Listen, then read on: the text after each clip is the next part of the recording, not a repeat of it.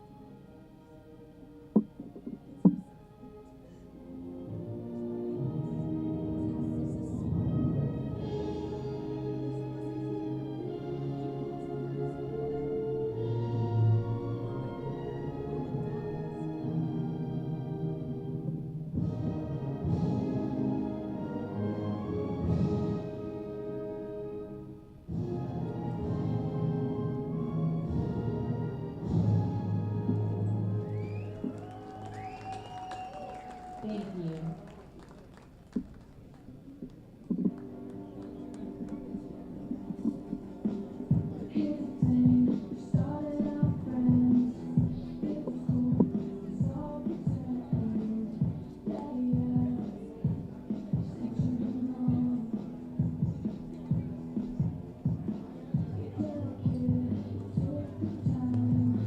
Good evening. Playoff baseball here in Irvine at the Great Park. Huon Fitzpatrick alongside Sam Evans, the first playoff game of the summer for the Riptide. They had a chance to claim that 1 seed on Sunday against the Blues, could not do it, so they'll be the 2 seed. They take on the Arroyo Seco Saints, who they've had some familiarity with this summer. If the Riptide win today, they'll be on the road tomorrow against the 1 seed Oaks.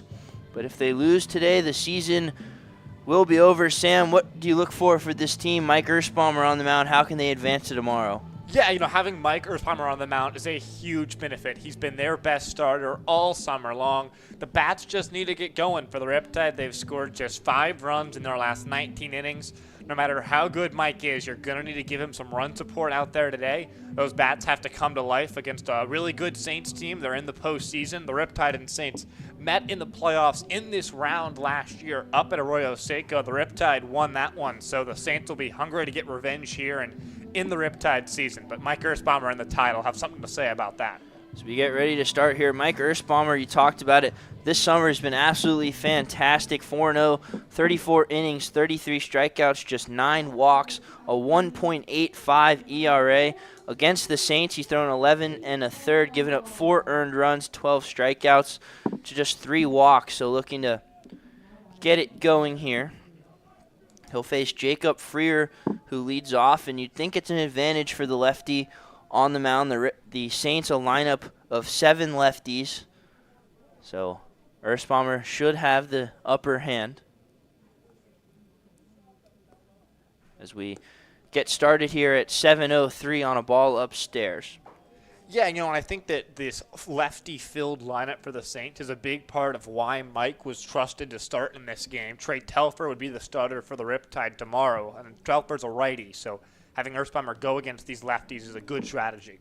Freer fouls that one off. The lineup that Erstbomber will be facing, you can see Jacob Freer, he's leading off at second base. Trotter Enright batting second. Jackson Reed batting third. Lane Hayworth, Cody Turner, Jax Ryan, Levi Medella, Jose Vasquez, Joey Milto to finish it off. So 1-1 to Freer. And this one's fouled back. This is back-to-back starts here for Erstbomber against this Saints team. Last time out, he allowed an unearned run in 3 innings, 3 hits, no walks, and 3 Ks. They sort of kept him short in that game to make sure he was available if needed for this one, and he's out here trying to add on to what's already been an awesome summer with the Riptide. 1-2 to Freer, looking for that first strikeout. This one will miss in the dirt. So Freer's at second, Enright's at short, Reed's in left, Hayworth is in center. Cody Turner is doing a little Shohei Ohtani action. He's the designated hitter, but he's also the starting pitcher for the Saints. 2-2 pitch, waved at and missed. Strike 3. Erstbomber gets the day started via the K for out number 1. Exactly the start you want right there if you're Mike Erstbomber. He leads this team in strikeouts and innings and adds on right there, and that's really what we've seen from him all summer long. Yeah, the strikeouts have been a big number for him. Gets started there. Another lefty in Trotter Enright. He's had some success against the Riptide. As he looks at the first pitch upstairs, he's 8 for 29 against them, and this summer hitting .316. He's driven in 24 runs. Enright's a great baseball player, all-star in the CCL this year as well. So it'll be a tough challenge for Erstbomber here, especially behind in the count already. 1-0 pitch off the outside, 2-0. And a guy you want to keep off the bases. He's stolen 6, and this Saints team likes to run. They lead the CCL in stolen bases. But Erstbomber loves to check on the runners. He does a good job of slowing down the running game. Enright grounds this one to Johnson, who flips to first, kind of wide, but Dan's there to make the catch for out number 2, and that's a good introduction for our defense. Bradley Navarro, Reed Montgomery, Riley Hunsaker, left to right in the outfield, Jake Evans, and we welcome back Camden Sauce. There on the left side of the infield, Luke Johnson, who just made a nice play, and Carter Dans are on the right side, and Zach Crandall will be the battery mate of Erstbomber. Yeah, and I mean, Erstbomber before the game in the outfield during batting practice, as cool of a customer as you can imagine. As Reed shows bunt, pulls back, it's 1-0. But, I mean, he was loose, he was free, he was exactly what you want out of a starter in a big game. It didn't seem like he was nervous or pressing, and that's sort of the confidence that Mike's used all summer long here with the Riptide. And this one is lined to Johnson and past his glove into right field. That's going to be a base hit. Reed taking a big turn, thought about it, goes back. So the first hit of the day for the Saints comes from Jackson Reed, who's got a little bit of ownage against the Riptide, now 6 for 15 on the summer. The Saints team's had success against the Tide. They are, despite their 16-20 overall record, 3-3 against the Riptide, and including a win back on Saturday that had the Riptide won that game, they'd be in the number 1 seed. They'd be off today and awaiting the winner of the Saints and the Oaks. But instead, you're here and having to try and beat this Arroyo Seco team yourself. We talked about Erstbomber checking on the runners. Does so right there. Yeah, definitely controlling the running game is a priority here for Coach Evans and the Riptide. This Arroyo Seco team runs very well, and they run here, and they've got them picked off. Dan struggles to get out of his glove, but throws a dart to second base. Camden Sauce, welcome back there to make the tag, and Erstbomber gets out of it, picks off the runner. Riptide will come up to hit. It's 0-0 in the first.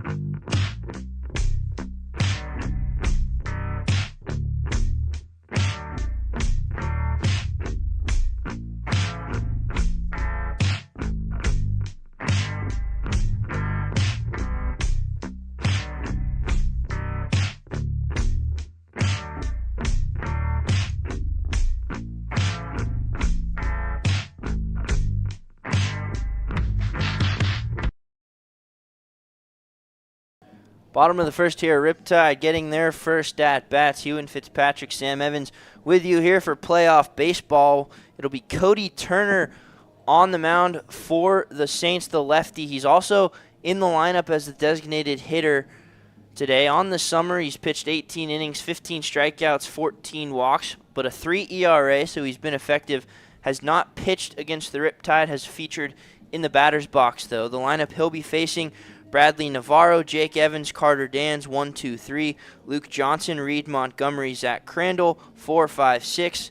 Jack Salmon, Camden Sauce, and Riley Hunsaker brings up the caboose.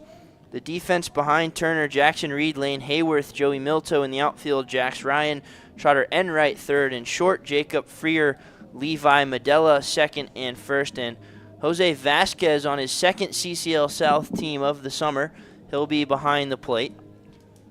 Yeah, and I think the real key against Turner, a pitcher who's been effectively wild, the Riptide lead the CCL South in both strikeouts, which is obviously not good, but also walks offensively. And if you can get Turner, who, as we talked about, 14 walks and 18 innings, to issue those free passes, that's exactly what you need to do and set the table up for those big bats for the Riptide. So we'll see if they can avoid their strikeout tendencies while still being able to draw the free pass here against Turner. And if they can, they'll be in a great spot to win this ball game. Navarro leads off, looks at ball one. Kind of a equal lineup for the Riptide. Navarro's a switch hitter. Evans a righty, Dan's a lefty, Johnson a righty, Montgomery a lefty, Crandall a righty, Salmon a lefty, Sauce a righty, Hunsaker a lefty. So interchangeable is it's 2-0 to Navarro. Yeah, and that's a really good thing because it makes it difficult if you're Arroyo Seco to put a pitcher who is only really good against, say, one-handedness of hitters into a ball game because there's just not a spot for him. So that one's outside 3-0. Navarro, a guy that loves to get on base. He's walked 27 times. He leads this team in batting average. He's 11 for 30 against the Saints this summer. Taking all the way, that one outside corner, it's 3-1. If you're Navarro, already in a really good count, you've done damage against this team in the past. You do have a home run against the Saints already this summer. And like we talked about, the free pass is such a weapon for Navarro. That one right down the middle at the knees, it's full. And we've seen more of Navarro from the left side, but he tells us that he has more power that he thinks as a righty. Yeah, just hasn't gotten the opportunity to show off as much from the right-handed side. 3-2, swung on and missed, so a good job from Turner from 3-0 to striking out a guy who doesn't do that a whole lot for out number one. It's a frustrating one there if you get yourself into a good count, but the positive side is you saw 6 pitches, and hopefully Jake Evans, who's on deck, benefits from seeing all those pitches, and he can put together a good AB because he, just like Navarro, seems to find himself on base pretty much whenever he wants. So Evans up now. He looks at strike one. He's hitting .258 this summer. He's 8 for 23 against the Saints, but he does a good job of getting on base. 14 walks. He leads the team in hit by pitches. And high chopper to third. Up with it is Ryan across the diamond in time. 2 quick outs for the Riptide. It's a nice play there from Jax Ryan over at third. It's kind of easy to let that ball, which was really hit towards shortstop, get deep and travel. And with Evans' speed, it would have been a tough play. But he was aggressive. He charged and made it look easy. And now there's 2 down, bases empty for Carter Dans. Carter Dans up now. He's hitting .290. Leads the team in strikeouts with 33, but has walked 24 times, driven in 22. Leads the team in home runs as well. This Arroyo Seco team's allowed 21 home runs, the most of any team in the South this summer. That one's strike one. Carter Dans, one of those home runs up in Pasadena last week. He's 5 for 19 overall against the Saints. And that one's on the outside corner. So Turner, after falling behind in Navarro, doing a good job of pouring in strikes. I like the game plan of sort of being passive with how wild Turner can be. But if he's throwing strikes, you have to come to the plate and be ready to hit here, especially on this 2-strike count if you're Carter Dans. Dans calls time, so nothing and 2 still. If you're the Riptide, I think you want to score early, give Earthbomber as much of a lead as possible and let him go to work. As in terms of the bullpen, it's all hands on deck for the Riptide. 0-2 upstairs. Yeah, that's sort of the nature of summer ball. It's a one-game playoff for the first 2 rounds of the postseason. So the Riptide, you got to find a way to win today, and then you got to do the exact same thing tomorrow. And that one just misses below the knees. Turner thought it was strike 3. It's 2-2 to Dan's. You know, this Saints team hasn't necessarily had the year that they would have expected or really wanted, especially after a pretty strong start to their summer. And Dan's waves and misses, strike 3. So 2 strikeouts for Turner. Riptide do not score. We head to the second. It's 0-0.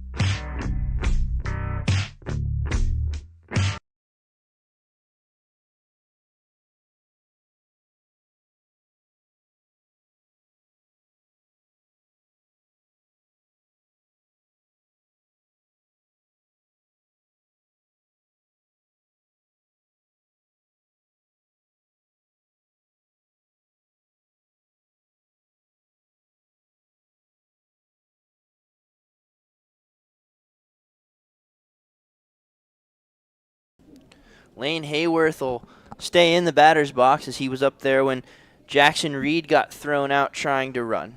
Hayward, a little bit of ownage against the Riptide, 5 for 15 this summer, and definitely a guy you want to keep off the bases. He's stolen 19 of them. 19 for 21 on the summer, and leading off this second frame here. Extra important for Earthbomber to dispatch of him without letting him get aboard the base paths. Swings at the first pitch, foul, and he's a guy that's heading to a new place in the fall. He was at Wichita State. He'll be heading down south to UT San Antonio. He's from Louisville, Texas, so heading close to his hometown. 0-1. Earthbomber allowed a hit in the first, but nothing came of that. Riptide went down 1-2-3. Good slider in there for strike 2. That's exactly what you have to do if you're Mike Earthbomber, is live ahead in the count, put these Saints hitters in uncomfortable positions all day long, and good results will come from them. Yeah, not a big walk guy. Earthbomber, he loves to go after hitters. That one's off the outside. Yeah, you know what I've loved about the way that Earthbomber's pitched this summer is he's really pitched with confidence. It's kind of easy being the only regular player for the Riptide who was in high school 2 months ago to sort of, be worried about your stuff necessarily not being as good as the other players here. Called strike 3. Earthbomber, his second of the day. He starts the second inning the same way he started the first, and Hayworth goes down. And that's exactly what I'm talking about right there. Is he's confident in his stuff. He's able to put stuff over the plate and sort of dare hitters to make contact. And for the most part this summer, they just haven't been able to. He's really only had one sort of mediocre outing even all summer long. They've mostly been really, really good. Now, starting pitcher Cody Turner up now. He looks at strike 1. Turner this summer hitting .243, but had a monster year for Antelope Valley. Hit .426 with a 1.4 OPS, which does not happen every day. Also hit 11 home runs, and he found himself in a good spot. He's transferring to Lee University. Yeah, open stance for him, and you can tell he has a lot of power in that bat when he gets a good swing going. 1-1 now, 1-2. That one catches the top of the zone. You talked about the power. Doesn't have a home run this summer, but has driven in 12. 2 for 8 against the Riptide overall. And this one grounded up the middle over the jump of Earthbomber. Sauce up with it, makes his first play since returning. It's a good one for out number 2.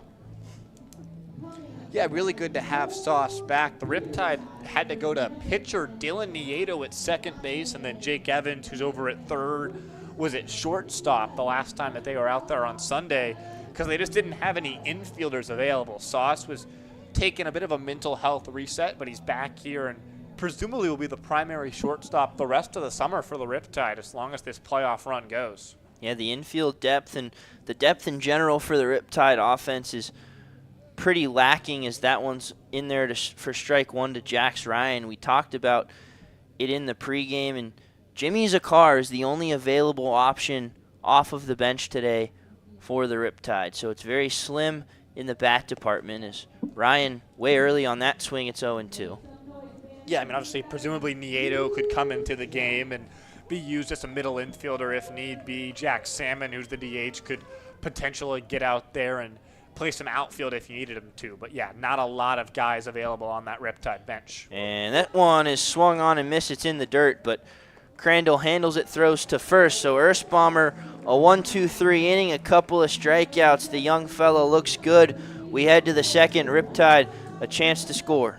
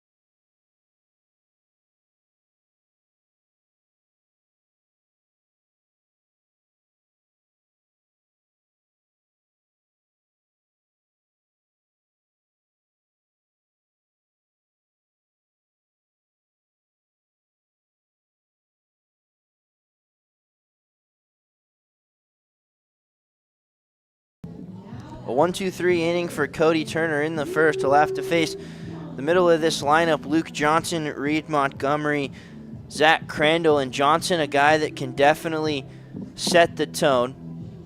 He's hitting .304. He's stolen 20 bases. He's 6 for 21 against the Saints. So you'd love for him to get something going for this offense.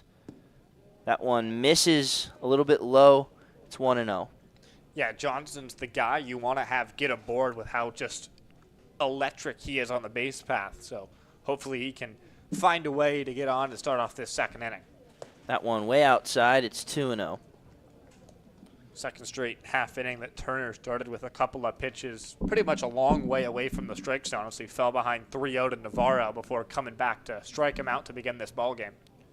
And fouls that one straight back. And we talk about playoff performances. We were kind of talking to Zach Ireland pregame, his experience in high school. Well, Luke Johnson won the Division I CIF Regional Championship when he was in high school, and also played in the USA Baseball High School Invitational. So he's got experience in big moments as he pops this one up towards the outfield. Medella going back, racing over his Milto just in front of the foul line. Makes the catch. A good play from the right fielder for out number 1. Yeah, Milto had to cover a ton of ground there with Johnson, a righty at the plate, sort of shaded for him to pull the baseball, and Milto was racing from basically right center field to the line to make that catch. And looked like it might land in fair territory, but just hung up enough. The wind's pretty much non-existent. What little there is blowing out and maybe a little bit to right field, but pretty much just playing this one straight up here today at the Great Park. Big bat in Reed Montgomery up now. He's hitting 333, leads the team in RBIs. That one way inside. He's had some success against the Saints, 7 for 20. Hit a home run up in Pasadena. Got a couple of hits last time these two teams played on Saturday. Yeah, Reed was the player of the week for the Riptide last week. Went 10 for 21 with a homer, 4 ribbies, 4 runs, 2 walks, and a stolen base over the games last week. So congrats to him on his player of the week honors, and hopefully he can keep it going in this playoff run here for the Tide. It's 1-1. Now 2-1. That one's in the dirt. Really just a huge summer for Montgomery after a disappointing season for Long Beach State. He just hit a couple ticks over 100 with the batting average as he looks at strike 2 and just came into the summer absolutely ready to go. Yeah, he's been red hot. We talked about the player of the week, but he's going back a little bit further, 16 for his last 36, so almost batting 500 over his last 10 games. 2-2 pitch, big swing and a miss. That is one knock on him. That's now his 27th strikeout of the summer, and he took a hack at that one.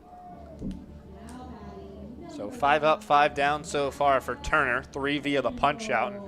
We talked about the Riptide hitters are a little bit strikeout prone with the now 358 leading the CCL South this summer. Going to have to avoid that here today. You can't afford those strikeouts because they just sort of give away outs and they kill rallies. Turner already 3 as he throws ball 1 to Zach Crandall, who definitely would like to get the bat going, hitting just 191 this summer. But only 2 catchers left on the roster for the Riptide, so Crandall going to see a lot of the field. That one's upstairs. It's 2-0. Yeah, Jimmy Zakar is dealing with a little bit of a head injury at the moment as well. They said he's available to play should Crandall have some sort of injury and need Zakar, but it sounds like Zach Crandall will get the lion's share of the work. As he grounds this one to second, sliding under the glove of Jacob Freer into right field, and the first base runner of the day for the Riptide comes via the hit from Zach Crandall with 2 outs. Nice job there from Zach Crandall. Just got enough on that baseball. Freer tried to keep it in front of him, but couldn't do so. Sort of a carbon copy of Zach Crandall's first hit against the Blues 2 days ago. He grounded one to the right side. The second baseman got a glove to it, but couldn't gather cleanly, and Crandall reached, and he does it again here and extends this second inning.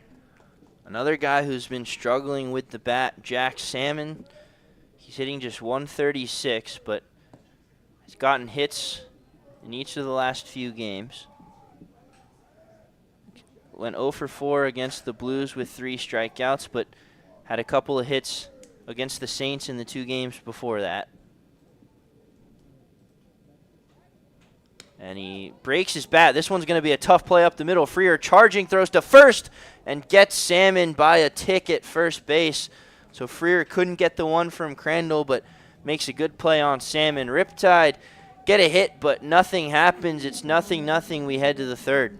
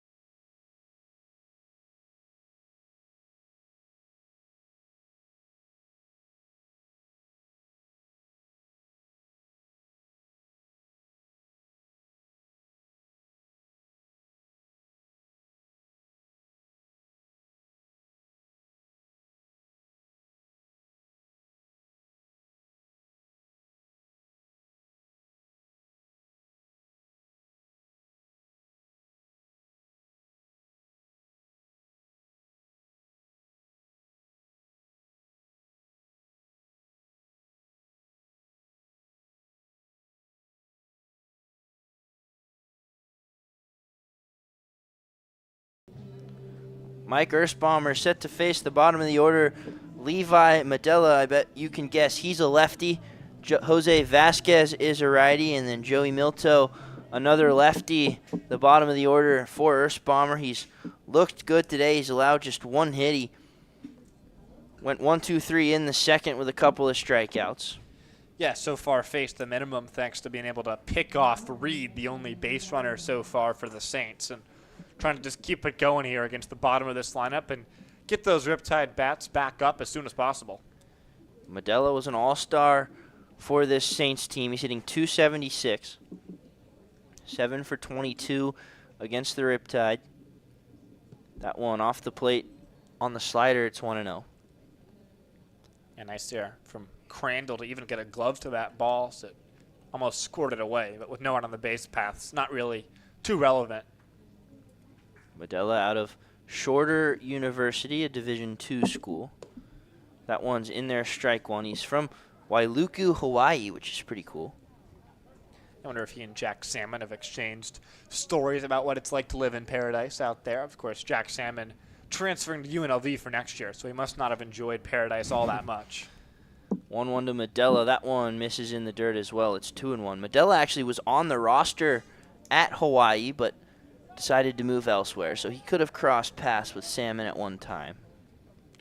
But it's been a good summer for Medella, as we talked about the All-Star nod. Definitely a guy you want to keep off the bases as well. He's 8 for 9 on stolen bags so far this summer. He's ahead 2-1 here. And lines this one up the middle, but Montgomery not really going to have to move. He catches it for out number 1. It's a nice break there. That was loud contact, but Reed Montgomery, maybe he took a step in. I mean, that was pretty much played perfectly, and it's a loud out, but it's an out nonetheless right there for Mike Ersbaumer. Now you bring up Jose Vasquez, who we've seen in 2 different uniforms this summer. Started with the Conejo Oaks, who the Riptide will play tomorrow if they can win this game, and now he's with the Saints. That one's upstairs, 1-0. He's batting .375 on the summer, but just 2 for 8 with the Saints. Yeah, has driven in 3 runs as well this summer. Scored a run against the Riptide the last time he played for this Arroyo Seco team. He's ahead 1-0 here. And this one fouled off the head of Zach Crandall, and you don't want to see that with the lack of depth the Riptide have at catcher, but Crandall seems to be fine.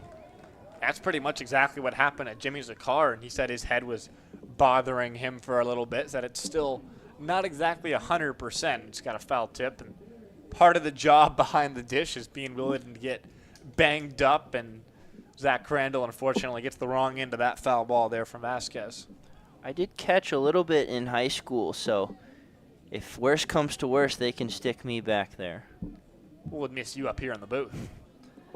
1-1 to Vasquez is fouled towards the Riptide bullpen. I have a pretty good arm back there to keep these runners at bay, but defensively I don't know how well I would do. Yeah, Mike throws some nasty stuff. I'd be hard-pressed to imagine you blocking all those cleanly. He even warms up with a knuckleball. Doesn't use that in the ball game, but he gets loose before the game by throwing his knuckleball out there, which I can't imagine how hard that would be to catch. 1-2 to Vasquez. Check swing. Yes, he did. Another strikeout for Mike Ersbaumer, his 4th of the day.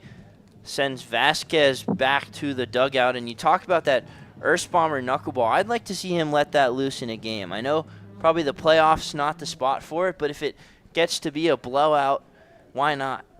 Hey, you know what? I think that's what fall ball is for up at Stanford for Mike, is seeing that works. But like you said, yeah, playoffs probably not the time to be experimenting with new stuff. I think Coach Evans just wants Mike to get outs here, and that's exactly what he's done so far. Milto looks at strike 1. He's having a good summer, was also an all-star for this Saints team, hitting .313. He's driven in 32. He's hit 4 home runs. He runs well as well, 11 stolen bases, but he has struck out 36 times. That one right down the middle, it's 0-2. Yeah, but certainly far from your traditional number 9 hole hitter, and Got to be very careful with Milto at the plate with all that power that we talked about. Of course, there's a lot of swing and miss in his game, and that's what Earthbomber is trying to do right here on the 0-2. 0-2 pitch, swung on and missed, strike 3. Back-to-back strikeouts for Earthbomber, his second 1-2-3 inning in a row. It's 0-0. Riptide bats coming up in the third.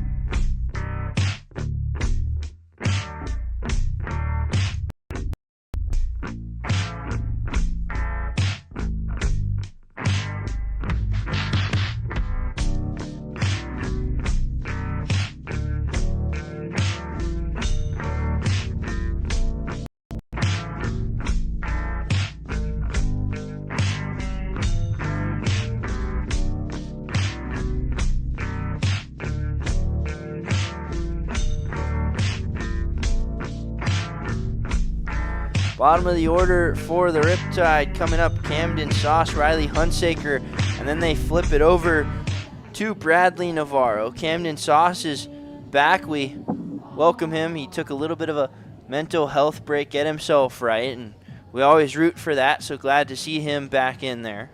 Yeah, for sure. Great to see Camden back, and couldn't come at a better time. The Riptide needed his glove in the lineup and his bat as well. So he swings at the first pitch and lines it into right field for a base hit. Welcome back, Camden Sauce. His 5th hit of the summer against the Saints, and a guy that runs well. He's got 6 steals, leads off the inning. That's exactly what you want to see from Camden Sauce right there. And Riptide had the leadoff man on, and a guy in Riley Hunsaker who's been raking lately. Homered in the last week, hit a double, drove in 2 runs against the Blues a couple days ago. So he's been seeing the ball well, getting the opportunity to play a little bit more, and hopefully the Riptide can jump on Turner here. Hunsaker looks at the first pitch for a strike. He's 5 for 18 against the Saints, and he's just come alive these last couple weeks with the bat. His batting average was below or just around 200. Now he's up to 263. That one's taken for a ball. He showed us some power with a home run at the Great Park, which is not easy to do. That was a big home run against this Saints team that propelled the Riptide to victory. And I'd love a little bit of small ball here. Lay one down that left field line and see if you can get 2 on board here. 1-1 pitch. Hunsaker not bunting that one. Chin music upstairs. It's 2-1. Hunsaker does run well. He's got 4 steals and gets it down with the legs. But the Riptide, I don't think have bunted all summer. Yeah, I think that's why it'd be such a good time for one. If you can catch Arroyo Seco off guard here, the third baseman is playing relatively deep. And that one misses inside. Turner wanted it, but it's 3-1 to Hunsaker. Now, of course, in the advantage count, probably I'd not give a bunt sign here because Riley's in a good spot to try and do damage himself. But Jax Ryan definitely playing, further back than the bag over there at third. Advantage pitch to Hunsaker. He swings. This one's up the middle and through into center field. A base hit. Sauce thought about third, stays there. So back-to-back hits for the Riptide from the bottom of the order. That's been not a great spot for the Riptide, but Sauce and Hunsaker getting it done here. Yeah, that one just a little bit of fortune on the Riptide side. Just a chopper from Hunsaker, but neither Freer or Enright could get to it. And you've got 2 on for the top of your lineup, and you have to take advantage right here. Can't let momentum swing back to Arroyo Seco. Jump on this opportunity and hopefully put up a crooked number. Navarro leads the team in batting average. He's driven in 17. He's 11 for 31 against the Saints. He's driven in 8. So a big spot for one of the CCL's most dangerous bats as he looks at strike one. But Turner worked well against him in the last at-bat, fell behind 3-0 before striking him out. When you look at it, almost half of Navarro's RBIs have come against the Saints this season, and the Riptide's games against the Saints only account for a seventh of their schedule. So loves hitting against this team and hopefully continues that. And he flies this one into the gap in left field. It's going back, and it's caught. What a play by Jackson Reed, diving into deep left field. The runners are going to have to stay put. That certainly saved a hit, definitely saved at least a run. What a play from Jackson Reed. Yeah, that is an incredible play from Jackson Reed. Full extension, full layout. I mean, unbelievable. Camden Sauce was probably halfway to third because he looked so certain that ball was going to drop in, and he had to scamper back to second. I mean, that's one of those where you have to tip your cap and say, hey, man, that's a really great defensive play. You put good wood on the ball, just a better defensive play than anything you could have done. Yeah, I can't feel too bad. And we talk about another guy that likes to hit against the Saints, and that's Jake Evans. As Turner delivers the first pitch for strike one. This summer, Evans has 9 RBIs, 6 of them against the Saints, so a big spot for a bat that's been hot. Can't afford to let runners in scoring position slip away, especially when you get the first 2 men on in the inning. So it's still now 1 down after that Navarro flyout. And this one in the dirt, it's 1-1, and the runners in scoring position has been an issue for the Riptide, and just leaving guys on base. Seems like they leave guys at least 10 on base every game, it feels like, and definitely want to come in here with runners on and score some runs, especially in the playoffs. It's win or go home, and you like the odds if you score first. This one in the dirt, so 2-1 to Evans. Yeah, over in the other playoff game today, Walnut Creek routed the Blues 10-4 and jumped on them early, never really looked back offensively, and just kept things rolling. That's what the Riptide need to do right here. You want to score early and give Earthbomber some cushion. Sauce dancing from second, 2-1 to Evans. He swings. This one's tailor-made for a double play to second for 1, on to first, and that is huge if you're Cody Turner. Disappointing if you're the Riptide. 2 singles to lead off the inning, a hard-hit ball, and then a double play, and the play continues with the runners on base. Riptide do not score. We head to the 4th. It's 0-0.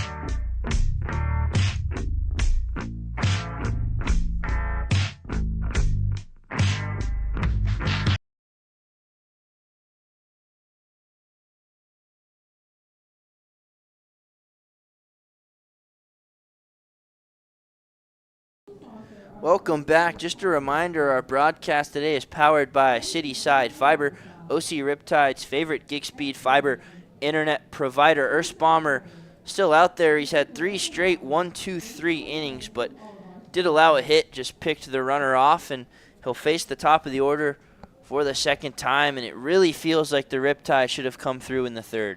Yeah, just a sort of a tough break. The great catch on the Navarro fly ball, and then Evans hits one hard, but right towards the shortstop, and easy double play ball, and that's what makes it so important for Mike Earthbomber to keep getting out there and putting up good innings. This Riptide offense has a lot of runs in them. It might just need some time for those runs to come, and if Earthbomber can keep Arroyo Seco at 0, it makes it easier for the Tide's offense to come to life. And Freer swings to the first pitch, pops it up, potentially playable on foul ground. Crandall going back, and he'll get there, but it goes off of his glove and bounces out. could have been out number one. Instead, it'll be strike one to Freer, and those are mistakes that can't happen in the playoffs. Yeah, that's a really frustrating one. Those are really tough plays to make. You got to discard the mask, and then the ball's often twisting back towards the field. It felt like Crandall overran that one just a hair. I mean, it hit him pretty square in the glove, just couldn't quite make the catch. So it'll be an interesting strike one for Freer. This one grounded up the middle into center field for a base hit, and Freer, a guy, he's got 12 steals. You want to keep track of him. And if he can swipe a bag, it makes that misplay there from Crandall all the more costly. Turned an out into already a single, and then potentially could be a double here if Freer does get off to the races. And if you're Earthbomber, you just got to flush that mentally and go to work on your next hitter. Yeah, he knows he got an out there.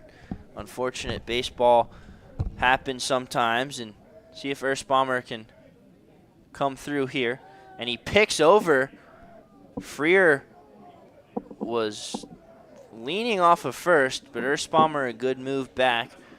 His last start against the Saints up in Pasadena, it seemed like Earthbomber picked off 2 or 3 times in at bat. He's already done it twice here, and he's done a good job of limiting the running game. It is a lot easier as a lefty, but if you're not paying attention, it can go wrong, especially against this team. Delivers now to Enright. Slider just off the corner. It's 1-0. Yeah, if you're Zach Crandall, you got to be ready to hopefully make up there for that misplay. If you can throw down and erase Freer if he does run, then I think Mike Earthbomber will certainly forgive you for dropping that pop-up. 1-0. And he picks off once again. Freer is kind of showing that he wants to go, but Earthbomber not letting it happen. And you talk about Crandall, he's one of the best defensive catchers in all of college baseball for UC Irvine. So definitely a good combination for the Riptide. And this one's upstairs. It's 2-0 to Enright. But the most important thing here is you got to throw strikes to Enright. It doesn't really matter what you do to the runner on the base pass if you keep falling behind the hitter. And I think Earthbomber is maybe a little bit too focused on the base runner and not focused enough on the task at hand, which is Enright at the dish. 2-0. This one right down the middle. Enright kind of backing off, but it was a strike. Enright grounded out to second his last time. You definitely take that again if you're Earthbomber. Yeah, potentially could try and turn 2 if you can get another ground ball. Very hard to turn 2 against this very quick team. 2-1 pitch way inside. Enright acrobatic out of the way of that one. It's 3-1. Yeah, and we talked about the strength of Crandall behind the dish. His biggest positive is blocking pitches, so I'd love to see Earthbomber be willing to attack down in the zone and trust that Crandall will keep it in front of him and not risk a wild pitch. He picks off again, maybe a bit of a reset. I'm sure Freer's not too happy with the attention. Yeah, he probably's like, hey, just don't forget about me. I'm not here. I'm just focused on the runner at the dish. But Earthbomber's definitely worried about Freer at first. 3-1 way inside. So not the start you want if you're Earthbomber. You get 3 consecutive 1-2-3 innings. You get an out that's dropped, that turns into a hit. Now you walk a guy for a guy that doesn't walk a whole lot of people. Now the hardest he's had to work all day. Yeah, it's the 10th walk of Earthbomber's summer and now 37 innings. In a big spot, we saw that the Saints were able to negotiate out of a first and second nobody out situation a half inning ago, and now Earthbomber's got to match what Turner just did. First pitch to Reed is on the outside corner.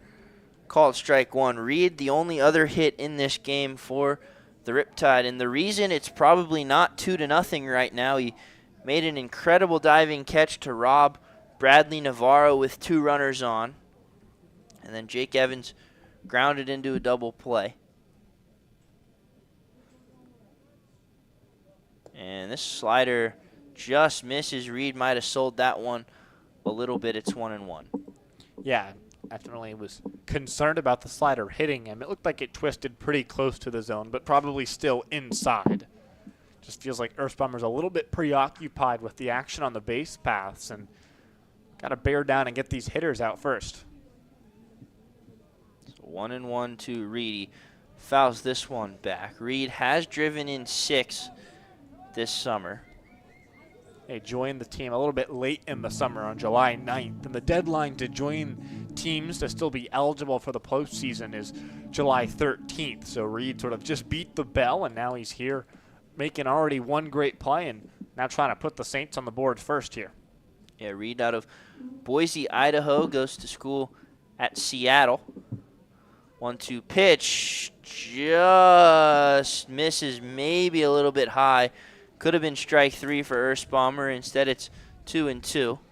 I'm not really sure where that one missed, but Mike Blanchard must have thought it missed somewhere. It looked like it's a little bit up there from Ersbomber. Just got to make a big pitch here on 2-2. 2 balls and 2 strikes. And that one to the exact same spot. Call the ball again. Riptide faithful not too happy about it. So Ersbomber thought he had 2 strikeouts. Instead, it's full. Again, just missing a little bit up there for Ersbomber. Just a bit upstairs. It's 3-2. You don't want to load the bases if you're Ersbomber. And this one is grounded over the head of Carter Dans into outfield. That's going to be a run for the Saints. Runner going to third. He'll get there, and Mike Ersbomber allows a run to the Saints, and now crunch time for the Riptide. The Saints score first in the playoffs, and still nobody out. It's first and third. Crandall's going to have a conversation. Yeah, just a really frustrating one there. Long AB had a couple of nice pitches that Reed did not offer at, did not get a call, and then Freer, who only reached after Crandall behind the dish, dropped the pop-up, comes around to score. Really did feel like that one swung the momentum in the favor of Arroyo Seco, and now Ersbomber's got to make some really big pitches. If you can get out of this inning only allowing maybe 2 runs, then probably live with that if you're the Riptide. Evans comes in even, maybe just ahead of third base as Ersbomber picks over. But, yeah, for the Riptide, they struggle a bit in coming from behind in games. So you want to limit this as much as possible if you're Ersbomber. The bats are going to have to come up at some point. And Hayworth shows bunt, but it's upstairs. 1-0. He said the bats have been quiet as of late. They scored 3 against the Blues on Sunday. That wasn't enough. So they're going to have to come alive here if they want to play tomorrow. 1-0 to Hayworth, shows bunt again, pulls back. This time it's called a strike. It's a nice pitch there from Ersbomber, and it's really difficult to try and do this. It's much easier to say it than do it, but you just have to pretend it's still 0-0 and keep focusing on stringing good pitch after good pitch together, and it's all going to work itself out if you do that. And I'm sure he'd sacrifice a run for a double play here. 1-1 pitch, Hayward swinging, it's grounded towards Ersbomber. He looks the runner back to third and throws to first, so that's a big first out, keeps the runner at third, but Reed goes to second, so no double play. Yeah, had Ersbomber thrown to second to try and get Reed, I think would have almost certainly meant that Enright was going to come around to score, and so instead manages to keep the run off the board while also looking the runner back and getting the out at first. And now you've got an interesting decision about what you do with Cody Turner here at the plate. Yeah, I'm sure he'd love to give himself some more run support. Dans and Evans pretty even with the bag. This one a high chopper to Johnson. The run's going to come home. They throw Turner out, and another tough break for Ersbomber. He got the ground ball just really, really high, and Enright able to score. Yeah, almost did too good of a job there if you're Mike Ersbomber. You got your ground ball, but Turner got on top of it by so much that he chopped it sky high. By the time it fell into Johnson's glove, Reed and Enright had already moved across the plate. And we talked about trying to limit the damage, though, to 2 runs, and if you can get Ryan out here, you'll have done just that. As looks like Dane Grant is warming up for the Riptide, and Ryan shows bunt, pops it up. Incoming is catcher and third baseman. Neither one will make the play.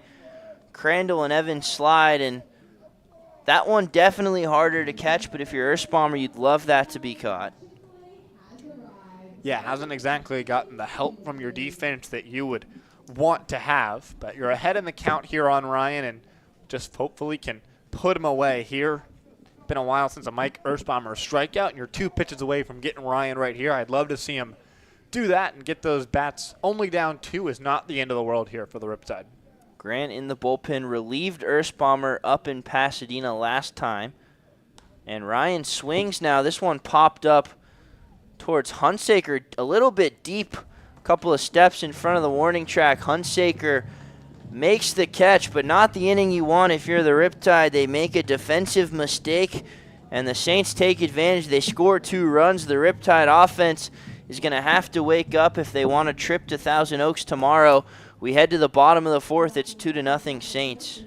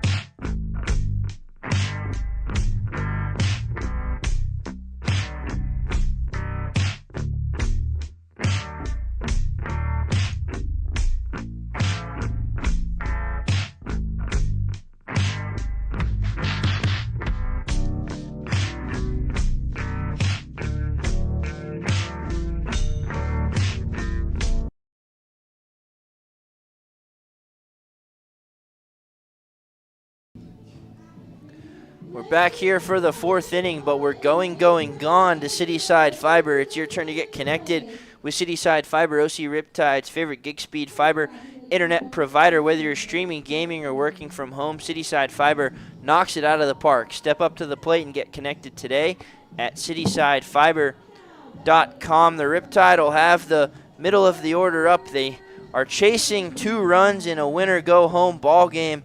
Carter Dans leads off. Yeah, this Riptide offense has sort of had a knack for finding their offensive support when they allow runs in the top half of an inning, and you'd love if they could do that right now and pick up Earthbomber. So that one's in there. 4 strike, 1 to Carter Dans. Dane Grant's sat back down in that Riptide bullpen, so presumably Earthbomber will come back out for at least 1 more frame. Dan struck out last time. Love to start the inning with a base runner. This one loped into right field. That's a base hit, but that's how the Riptide started last inning, and they did not score. That ball was hit hard from Carter Dans, and just want to keep putting runners on the base pass. Already 4 hits now for the Riptide. If you keep putting traffic on the base pass, eventually those hits will string together and turn into runs, and just keep putting pressure on Turner and this entire Arroyo Seco staff. Now Luke Johnson up. He flied out to right his last time. He'd love to keep this going. He pops up the first pitch, foul out of play behind us. Dans does have 4 steals, but hasn't been as aggressive as some of his Riptide teammates on the base paths. He's been over-aggressive at times. He's made some base running mistakes. And this one in the dirt to Johnson. It's 1 ball and 1 strike. I like the Riptide deciding to be a little bit cautious with Dans, at least for the moment. No reason to try and run into an out. Just want to string together those base hits, and you've got a good part of the order to do it with. And there's Dans goes. He's picked off, and right on cue, you talked about the aggressiveness and the Riptide not doing themselves any favors. Carter Dans picked off, and just like that, Luke Johnson's going to have to restart. Yeah, that's a frustrating one. You didn't really need to do that. Just run into an out. Obviously, you have to try and go on first movement there with a lefty on the mound, and Turner has a good move. He picked it off. Dan's looks at strike 2, so it's 1 ball and 2 strikes. And if you're the Riptide, you didn't help yourself in the top half of this inning, now not helping yourself in the bottom half. And if you lose this game, there's no tomorrow. So they're going to have to lock in on offense as Johnson way out in front of an off-speed pitch, and he goes down on strikes. Yeah, and that's one where the sort of the caught stealing is just such a rally killer right there. And you have that leadoff runner get on. It's exactly what you want. It's a nice piece of hitting from Carter Dans.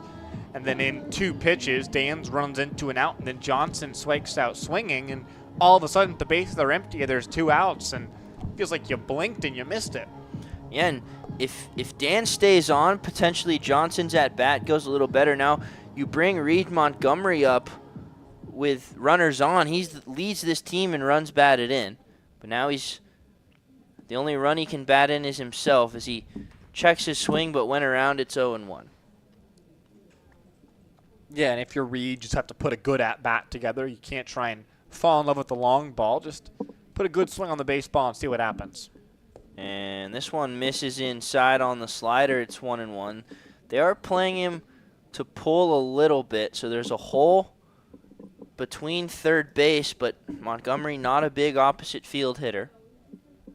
And he takes a massive swing at that one and fouls it back. It's 1-2. Well, the hole that I'm looking at is between basically the second base bag and then the entire right side of the infield. The second baseman, Freer, is basically halfway between first and second. So if you can pull one up the middle just a little bit, that's nothing but green grass between Reed Montgomery and a single. 1-2 pitch, and he flies this one weakly into right field. It's going to be caught by Milto, and once again the Riptide go down quietly. They don't help themselves very much. We head to the 5th inning, 2-0 Saints lead.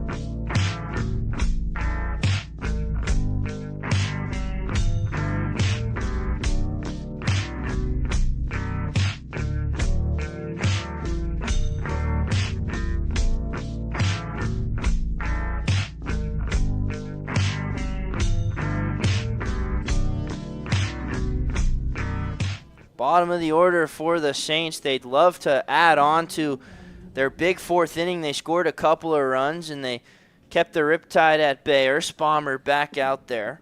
He did do well against this part of the lineup. A couple of strikeouts in the 3rd. He pours in strike 1 to Medella. Medella hit the ball really hard, though. Probably the hardest hit ball we've seen all night long, right to Reed Montgomery in center field. So it was an out, but it was a loud out. Hopefully Erspommer can reset after that difficult top of the 4th. And that one misses. It's 1-1, and it's not all Mike Erspommer's fault that happened in the 4th. He got Freer to pop up foul. Crandall couldn't catch it. Freer gets a hit on the next pitch. As Medella thought about a swing, but it's a strike anyway. 1-2. A walk is his fault, and then Jackson Reed just kind of hit a weak little single that gets through, scores a run, and then a high ground ball that brings in a run. So stuff that went not Erspommer's way. As this one's upstairs, it's 2-2, but that Crandall mistake really was the icing on the cake. Yeah, that looms large. It's obviously you can't just say if they'd gotten the out there, everything else would have stayed the same. But looking at the rest of it, walk, single, and then a couple of outs after that, you would have gotten out of the inning without any runs if you'd gotten the out on the pop-up. And this one's grounded to Sauce. He's going to be tested. That one was tough. Long throw in the dirt, picked by Carter Dans. What a play on both sides of the ball for the Riptide, and Camden Sauce has not missed a beat. Yeah, Camden Sauce knew he had to throw that baseball as hard as he can, and then what a pick from Carter Dans on the back end.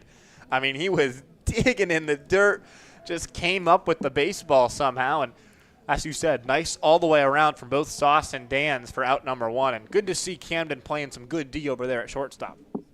Riptide can't really afford to make this game any different than it is. Two runs is not a lot to come back with, but the offense has just been stagnant today. It's 1-0 to Vasquez, so you'd love to put up a 0 and let the offense go to work and be the comeback kids that they have a couple of times this year. Mike's doing a good job this inning of giving the offense the best chance he can so far. Vasquez struck out last time and tried to hit that one to Mars, but swung and missed. It's 1-2.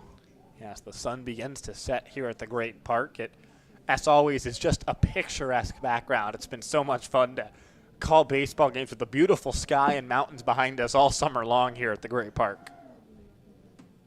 1-2 is inside. No, it hit Vasquez, so another self-inflicted wound to Earthbomber, but a ground ball gets him out of the inning. But you hate to hit a guy with 2 strikes. Well, that's been probably the biggest blemish for Mike Earthbomber this season, is that hitting batters has been a bit of an issue for him. He's not a guy who's had control issues. He doesn't walk a lot of guys, but he leads this team in hit by pitches, and we see another one right there with 2 strikes for Vasquez to reach. Milto struck out last time, but he's a dangerous hitter for batting in the 9 spot, but he swings and misses there. Yeah, really, he sort of has the profile of someone who you'd see up in that 3 hole, a 3, 4, 5, ton of power, maybe some swing and miss, but steals a lot of bases as well. I'm really surprised that Milto's all the way down here in the 9 hole. Which kind of shows the depth of this Saints roster as he flares this one into left field. Navarro can't find it now, sprints in and makes the catch for out number 2. Yeah, Bradley, pretty much whenever he's out there in the outfield, he sort of smoothly moves over to the baseball. He doesn't necessarily get under it in camp. He sort of just eases his way over and underneath the baseball, and it can almost look like he doesn't know where the baseball is, but he, for the most part, seems pretty confident out there in the outfield, whether it's been in left or right field all summer long. He's mostly been more of a right fielder, but with Hunsaker's emergence, they've had him in right field, and they've moved Navarro across the way to left. But yeah, the 2 outfields are identical here. They're mirror images of each other at the Great Park, so not like one has more ground than the other to cover. That'll bring up the top of the lineup in Jacob Freer, who looks at ball 1. And Freer, the reason that it's 2-0, he popped up foul to Zach Crandall, who couldn't catch it. Then he got a single that kind of unlocked the Saints offense. He came around to score the first run of the game. Hitting with 2 outs here. Vasquez a catcher, so not much speed, as that one's upstairs to Freer. It's 2-0. Yeah, he has not attempted a stolen base so far, but he's, like we talked about, only playing his 5th game of the summer and 3rd with this Arroyo Seco team. So pretty small sample size for Vasquez on the base paths. Earthbomber looking to get out of this inning unscathed. It's 2-0 now, 2-1 to Freer. That one looked a little bit high, but Earthbomber gets the call. Yeah, he's just trying to find that outside edge and make Freer reach out and sort of poke at the baseball rather than coming inside to his wheelhouse and letting him get his bat around quickly. Vasquez is kind of creeping at first base, and Earthbomber will check over, and Dan's a good play to keep that one at bay. Couple of nice plays from Carter Dans in this inning here, and the first one, the pick to get the out, and that one saved an error for Mike Ersbaumer as he was leaping to corral that baseball. 2-1 to Freer, fouled back just to our left. It's 2-2. It's a nice pitch right there for Mike Ersbaumer, who goes to the fastball, and Freer's a little bit late on it. Wouldn't mind a double up here. What could potentially be his last pitch of the game. It wouldn't shock me if Coach Evans goes to a stacked bullpen to try and get the last 4 innings of this Arroyo Seco lineup here. You'd love to save arms for tomorrow, but right now you're not playing tomorrow, so whatever they can do to get the arms. And Ersbaumer fired up. He gets the strikeout to leave the runner at first base. We'll head to the bottom of the fifth, but first a word from our friends at Experian. Experian is your BFF, your big financial friend, big enough to have the resources and knowledge that have an impact, personal enough to help you with what's best for only you. No matter where you are in your financial journey, your big financial friend is a trustworthy companion by your side. Wherever you are in your financial journey, your big financial friend is ready to help you navigate the smartest way to reach all your personal financial goals with solutions you can trust. This is Experian, your big financial friend for life. For more information, visit Experian.com. Sam Evans is going to take you the rest of the way. Riptide need to do something. They trail 2-0.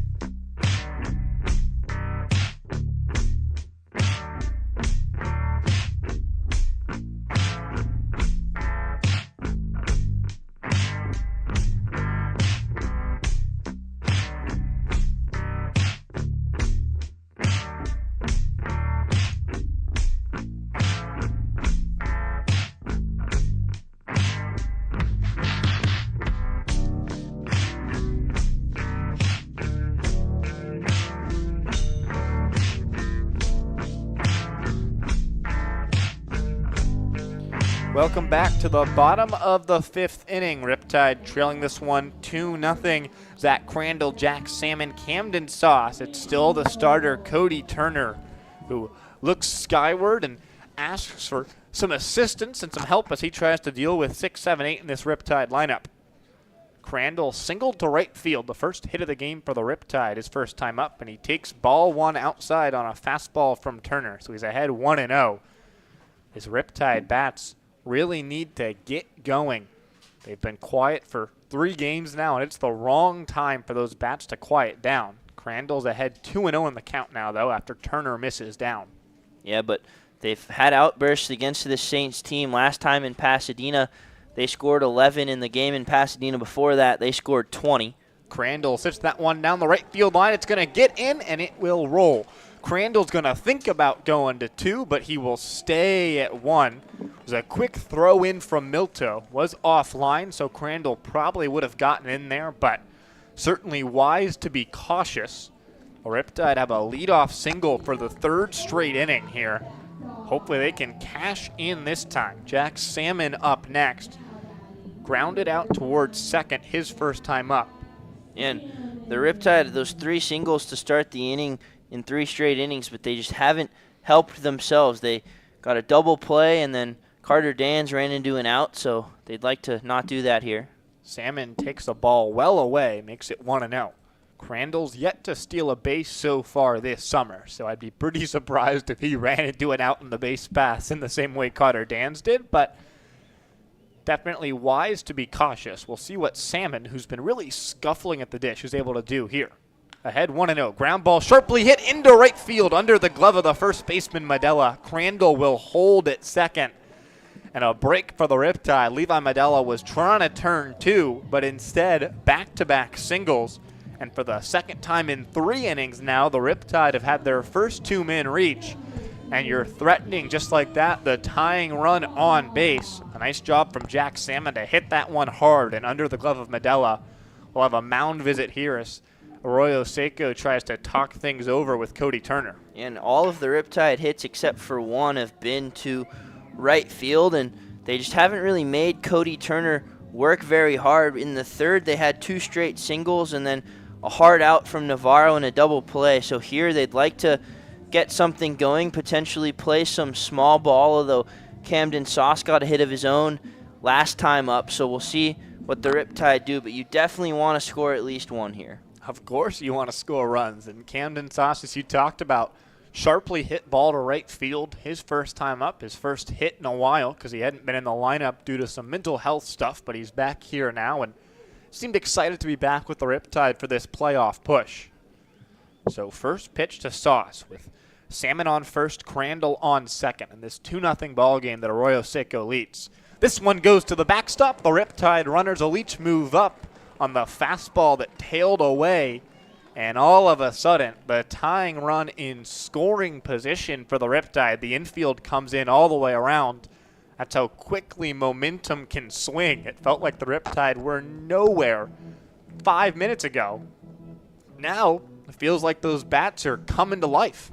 Yeah, and Salmon runs well from second, so a hit could tie this game, and it just feels like Turner hasn't really made mistakes today. He's given up 6 hits, but hasn't really done much else than that, and now makes a mistake there, and Riptide are in business. So the infield in all the way around here. Sauce just needs to put some good wood on the baseball and try and find some outfield grass.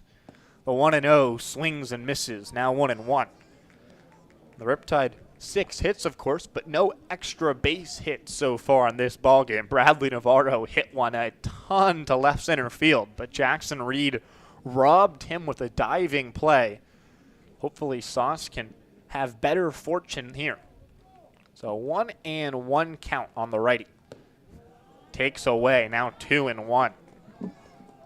Turner hasn't really been able to find the strike zone so far this inning, and when he has, it's been hit hard, as both Crandall and Salmon got good wood on the baseball to right field.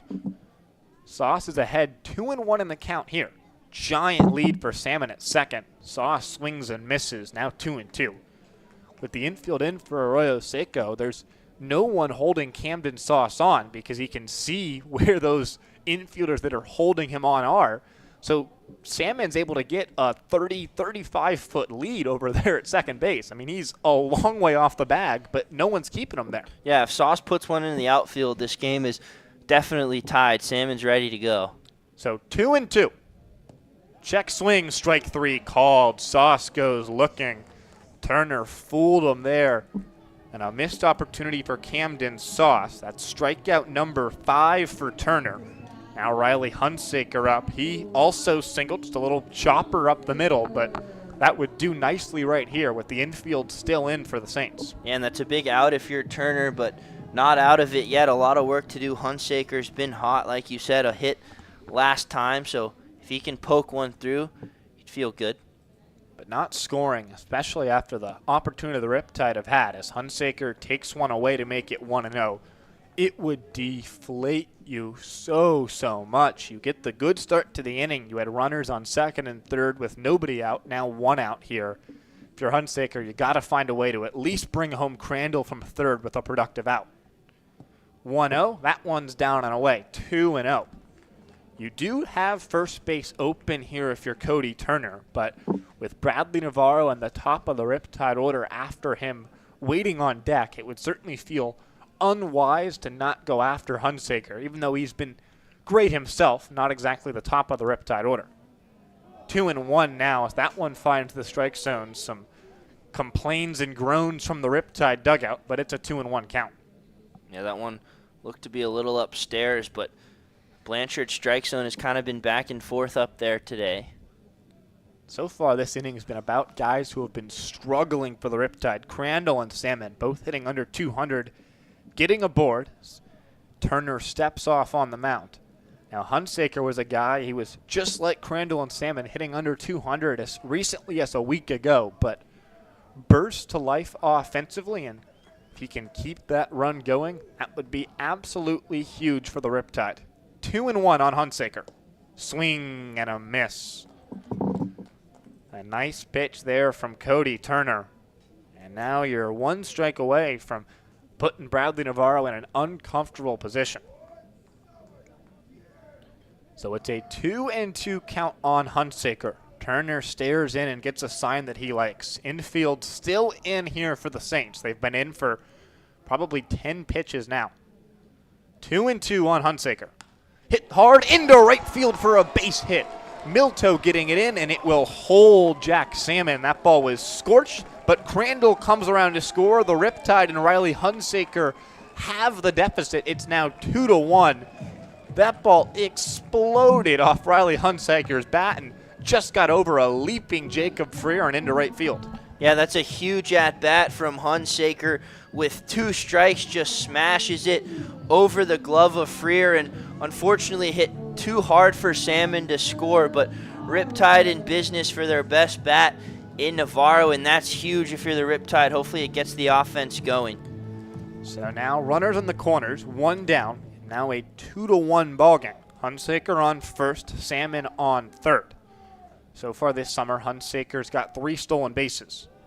Navarro checks his swing. The look down towards first. Chris Maher said he did not offer, so it's a 1-0 count. Navarro, we talked about it. He's been great against the Saints this season. Driven in 8 runs. You would love to make it 9 and tie this game. 1-0, hit hard, but foul down the left field line. That ball just missed a double. Salmon scores, and unlucky there for Navarro, but still plenty of time left to tie this game. He's already been unlucky with the Jackson Reed catch in left field that robbed him of 1, maybe 2 RBIs in the 3rd inning. Here, you just want to bring home at least 1. It's the 1-1 misses outside. So now a 2-1 count for Navarro. Yeah, Navarro, he just seems to do it every day. Seems like it's going to be a bad day for him, and then he finds a way to come through, and now would be a great time for that. It's a 2-1 count on him. Takes a strike in there, 2-2. Navarro, he's been aboard in every single game so far this summer. 33 of them. They've got a pickoff play that gets away, coming around to score. Salmon going over towards third, in there safely Hunsaker as Turner tried to pick off Hunsaker. Instead, it's 2-2, and the Riptide have tied this game. And you have to take advantage of misplays as they come. Cody Turner threw that baseball away. What a break for the Riptide as the infield's going to come back in with now the go-ahead run at third. Navarro in a 2-2 count here. And you talked about Turner has not made any mistakes at all this game, and he's made 2 now in this inning, and the Riptide have tied the game. 2-2.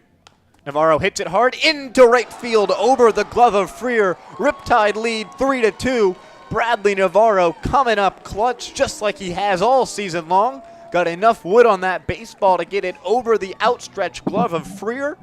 And the Tide have come from down 2-0 at the start of this half inning to lead 3-2. Still only 1 down. It's now Jake Evans at the plate. Yeah, the Riptide coming hot here in the 5th, and it just takes one thing for the bats to get going. A couple of weak singles from Crandall and Salmon, a wild pitch from Turner, and the bats wake up and he makes an error, and the Riptide take the lead. Evans takes a strike, 0-1. Navarro so far this summer, 12 for 12 on stolen bases. We'll see if he tries to extend his perfect run. Turner head down, but now lifts the leg and throws home. Fouled back and out of play by Evans, so he's behind 0-2. What a great job from these Riptide bats, just roaring to life. Got some help from the error from Turner, but 3 singles in the inning power them to their 3 runs. Pardon me, 4 singles in the inning power them to their 3 runs. 0-2 to Evans is fouled off down the right field line and out of play. All started with Zach Crandall and Jack Salmon stringing back-to-back hits together. Camden Saw struck out looking, but then Riley Hunsaker and Bradley Navarro with a pair of hits as well, and it's all the Riptide needed. It's Garrett McGuigan now loosening for the Saints. Evans strikes out on 1 down and away, so second out and second strikeout of the inning. Turner's 6th overall. A lot of loud, hard contact for the Riptide. That one from Navarro was certainly not hit hard, but just hit to the right place, and with the infield in, chopped ground ball was exactly what you needed. Carter Dance has found himself in some big spots this summer as well. He'd love to keep this inning going. He had a home run earlier this summer against the Saints last week and has a decent hole towards third base. Would love to go over there. First pitch to Dan's in there for a strike, 0-1. Dan's, of course, singled last time up, but then was caught when he tried to steal second.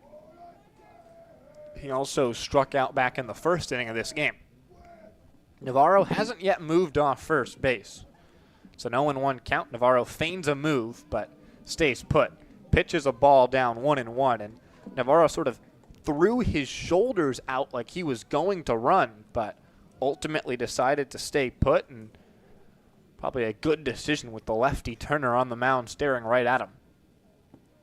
That one moves into the strike zone 1-2. Dan's almost hesitated like it was going to hit him, but then pitch was a strike. And I mean, I saw firsthand how hard it can be when a pitch looks like it's coming at you. You were throwing me a pitch in BP a couple days ago, and I was dancing out of the way over a pitch that was pretty much middle. 1-2 to Dance. Swing and a miss. But the Riptide, they got 3 runs. They lead this game 3-2 as we go to the 6th inning. We'll see if Mike Erspamer comes back out or if Coach Evans will go to the bullpen. Looks like it will be Mike Erspamer now with a lead. 3-2 tied going to the 6th.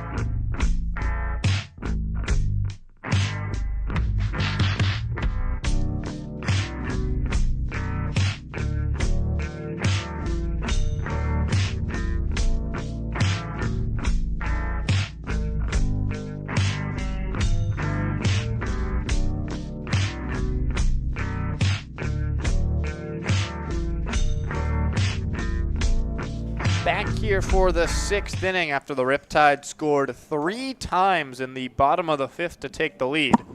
It's the heart of this Saints order, though, as they face Mike Erspamer for a 3rd time. Trotter Enright, Jackson Reed, Lane Hayworth, all coming up here in this frame. Enright walked and scored in the 4th. Erspamer coming set, glove to his face. He'll now turn the leg and throw plateward. Pitch is a strike, 0-1. Erspamer hasn't gone more than 5 all summer, so we'll see how he does here in the 6th, but bullpen is quiet for the Riptide. 0-1 count here. Erspamer throws home. Pitch misses down and away, 1-1. Tried the slider, but couldn't quite find it. I think the idea with Mike Erspamer trying to give you length, the Riptide bullpen just blew the game on Sunday. Haz Fragoso, the starter, went 6 sparkling innings, 3 hits, all singles, no runs in that game. As Erspamer misses inside, 2-1. But he left the game. It was a 3-0 lead, 2/3 of the way through the ballgame for the Riptide, and the bullpen just utterly collapsed. Jack Morrissey, Jake Spence, and Nick Bond all allowed runs as the 2-1 just misses outside. So now a 3-1 count on Enright. I think that sort of bullpen meltdown that cost the Riptide the 1 seed. If they won that game, they'd be off today and awaiting the winner of Arroyo Seco Conejo. Instead, you're having to play for your season lives today. It's the 3-1 from Erspamer misses high, and a 5-pitch walk for Enright begins this top of the 6th. Not what you want right there if you're Mike Erspamer. Yeah, your team gives you a lead and your coach trusts you to go back out there. You don't want to put a speedy guy on base and lead off with a base runner for a guy that's got a couple of hits today. So Earthbomber's going to have to work hard as now the bullpen starts to get going. It looks like Dane Grant's back up and throwing. Now first pitch here towards Reed. Pitch is a strike, 0-1. So far today, Jackson Reed's had a big one. He's 2 for 2. Drove in a run with a single last time up. He also singled in the first, but was caught stealing, and so raced off the base paths. It's a 0-1 count on him here with Enright on first as the Riptide clinging to a 1-run lead that they just acquired. 0-1, Earthbomber steps towards first and Enright back in there standing. Both pitchers, lefties, are really focused on controlling the running game. I think a little bit of an extra emphasis for both teams' coaching staffs on trying to steal bases today. The intensity of a playoff game can bring that out. Both pitchers worried about it. A nice pitch on 0-1 drops in, so 0-2. And Tyler Hergis was warming up for the Saints, but bullpen is fairly quiet, so we could see Turner for the 6th as well. It's a 0-2 count here on Jackson Reed, though. As Earthbomber tries to work for strikeout number 6 here in the 6th inning. He'll step towards first instead, though, and Enright again back there standing. I think the concern here for the Riptide with the runners on base is they sort of extend their lead by maybe a foot every single pitch. And so if you don't keep throwing back over there, even with these small leads, as the exact same thing happens again, we'll stay on 0-2, you can really risk letting the runners get a huge lead if you're not looking over and throwing over pretty much every 2 or 3 pitches. And then that's when they swipe the bag. So even though Arroyo Seco's not been aggressive on the base paths yet, Earthbomber, with his now 3rd straight pickoff move, is definitely worried about them. Yeah, I don't think Rob Manfred would be a fan of Mike Earthbomber. All these pickoff moves, not allowed in Major League Baseball.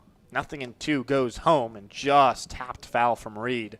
Reached out and was able to poke the slider to stay alive. So really nice job there from Reed to spoil a really, really good pitch from Mike Earthbomber.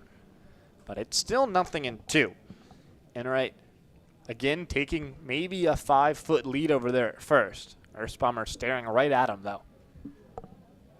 He'll lift the leg and throw again towards first. You can sort of tell Earthbomber doesn't necessarily have a bad move, but for a lefty, it's nothing special as he changes where he's stepping towards. And at least from straight behind here from our vantage point, it's pretty obvious when Earthbomber's stepping over. Goes home here, hit hard towards right field, but hanging up for Hunsaker. And he'll make the catch on the relatively hard-hit line drive from Reed. But again, played right at Hunsaker in right field, and it's out number 1 of this 6th inning. Yeah, and that's a big out for Earthbomber. You walk the leadoff guy, and you have a long at-bat to Reed, really just because of the pickoff moves, and then you get him out, and now a ground ball gets you out of the inning. So good out there from Earthbomber. So now Lane Hayworth at the plate with 1 down, 1 on. Hayworth 0 for 2 with a strikeout looking and a ground out his first 2 times up. Trying for better here against Earthbomber, though. Swings and misses, nearly went to a knee there on that first pitch. Earthbomber's done that to a couple hitters so far this summer where he's taken them off their feet. Tried to do it there to Hayworth. Hayworth had been off for 10 days dealing with some kind of injury, presumably between the 13th and 23rd, but he's been back in the lineup for about a week here, and I'm sure that the Saints were happy to have him back. The cleanup hitter here is down 0-1 in the count. Now 0-2 after another one where he chases as Earthbomber gets him to try and go down and get a slider that was well down and away. Yeah, and Earthbomber started really hot with the strikeouts, had all of them really in the first 3 innings except for 1 in the 5th, but now getting back to his nasty stuff. 0-2. Earthbomber lifts the leg, throws home. Strike 3. Hayworth, 3 swings, 3 misses, 1 out. Now 2 outs in this 6th inning. Mike Earthbomber with strikeout number 6. And that's a big out right there on a big hitter. Now Cody Turner, the starting pitcher for this Saints team, also the DH today. He is 0 for 2. Does have an RBI, though. Grounded out and brought home the second Saints run. That gave him a 2-0 lead at the time back in the 4th. Since then, though, Turner allowed 3 runs in the last half inning. And now he's ready for the first pitch from Earthbomber. That's a strike on the outside half, 0-1. Turner didn't really look like he liked the call, but if you're the starting pitcher, kind of hard to argue because you're going to want that call when you're back out there on the mound. It's sort of like when you have a catcher hitting and you don't want to argue too much with the umpire because you're going to need that pitch going your way too. So now 0-1 on Turner. Enright still on first. He runs. Pitch is down and a ball. Throw down from Crandall, not in time. Enright picked a good pitch to run on. It was a ball in the dirt. Crandall wasn't able to pick it up in time. So a stolen base puts Enright into scoring position. Now a 1-1 count on Turner. And I think a better throw has a chance at least at Enright there, but he did pick a good pitch to go on. So it's a 1-1 count now on Turner with the tying run in scoring position. You're in the top of the 6th inning. Tide and Saints playing for their summers. Loser goes home. The winner goes to Conejo tomorrow. 1-1, down and away, 2-1. Definitely can sense the energy and palpitations from both dugouts. Obviously, in the shortened season, there's a lot of energy in every single game. The nature of a 40-game summer is that. But this game here, I mean, you can really feel it in both the stadium, both these dugouts as well. It's the 2-1 swung on and missed. Turner, who hit a ton of home runs last season over at college. He was at Antelope Valley for the last 2 years and was trying to find another one here. He's got 1 so far this summer, but instead swings and misses, so he's behind 2-2. Earthbomber feels like this might be his last pitch or even his last batter of the night here. He'll step off. I'm pretty sure that Mike Earthbomber is just begging to get a swing and a miss here from Cody Turner. He'll yell off into the night and then walk back to the dugout with a job well done. Zach Crandall comes out. Hopefully they've found a pitch that the two of them both agree upon. Obviously with Enright at second, you've got to be a little bit careful with your signs so that way that he can't signal plateward towards Turner. Dane Grant definitely ready to go in the bullpen, so a big pitch for Earthbomber here. 2-2. Mike Earthbomber trying to finish him off. Just stays alive. Slapped that one foul and out of play down the left side. So we'll stay here on 2-2. Enright still moving around over there at second. Sauce is not exactly watching him closely, but definitely making sure he can't get too big of a lead. Obviously, we saw Jack Salmon with that massive lead with the infield in for Arroyo Seco an inning ago. 2-2 again. Outside, ball 3. 3-2. That slider just slid out of the zone. The Riptide dugout wanted that one, but definitely outside, and so now the count goes full towards Turner. And what a battle here. Big hitter who's also the starting pitcher and wants some run support against a power pitcher for the Riptide. Mano y mano, a huge pitch coming here for Earthbomber and Turner. 3-2. Earthbomber staring towards second and Enright, but now he slips his attention to the plate. Weakly hit. Sauce is not going to be able to get there, though. It gets into left field. They are going to send Enright around. The throw goes to second. He'll score easily, and this game is tied at 3. Cody Turner basically just threw his bat out at that ball, but got enough on it to get it between Sauce and Evans and into left field. An RBI signal scores Enright after his stolen base, and the small ball works out. Coach Evans coming out to the mound. We'll see if this is Mike Earthbomber's night. Dane Grant has been getting ready for the Riptide in the bullpen for a while. Still no signal yet to the bullpen, though. Perhaps the skipper is going to give the youngster the opportunity to at least plead his case to stay in this game. Knowing the competitor that Earthbomber is, he's going to want this game if he can stay in it. And pretty unfortunate there. Good at bat against Turner. Turner did a great job as well, but hit it right to shortstop. If Camden Sauce isn't holding the runner on, it's probably out number 3, but it's into the outfield. It's a tie game. Turner helps himself again, and they're going to let Erspamer finish this 6th inning. The least he's got one more batter. That batter is Jax Ryan. He tries to now put the Saints back in the lead here. Arroyo Seco led 2-0, then the Riptide 3-2. But now we're all back square at 3.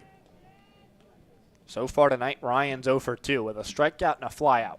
First pitch from Erspamer, up and in, 1-0. Perhaps a little bit over-enthusiastic there for Mike Erspamer, who threw that one very hard. Felt like he reared back for a little bit extra. And if you're Erspamer, Turner runs well. He's got 8 steals, but I think you just got to go after Ryan here with 2 outs.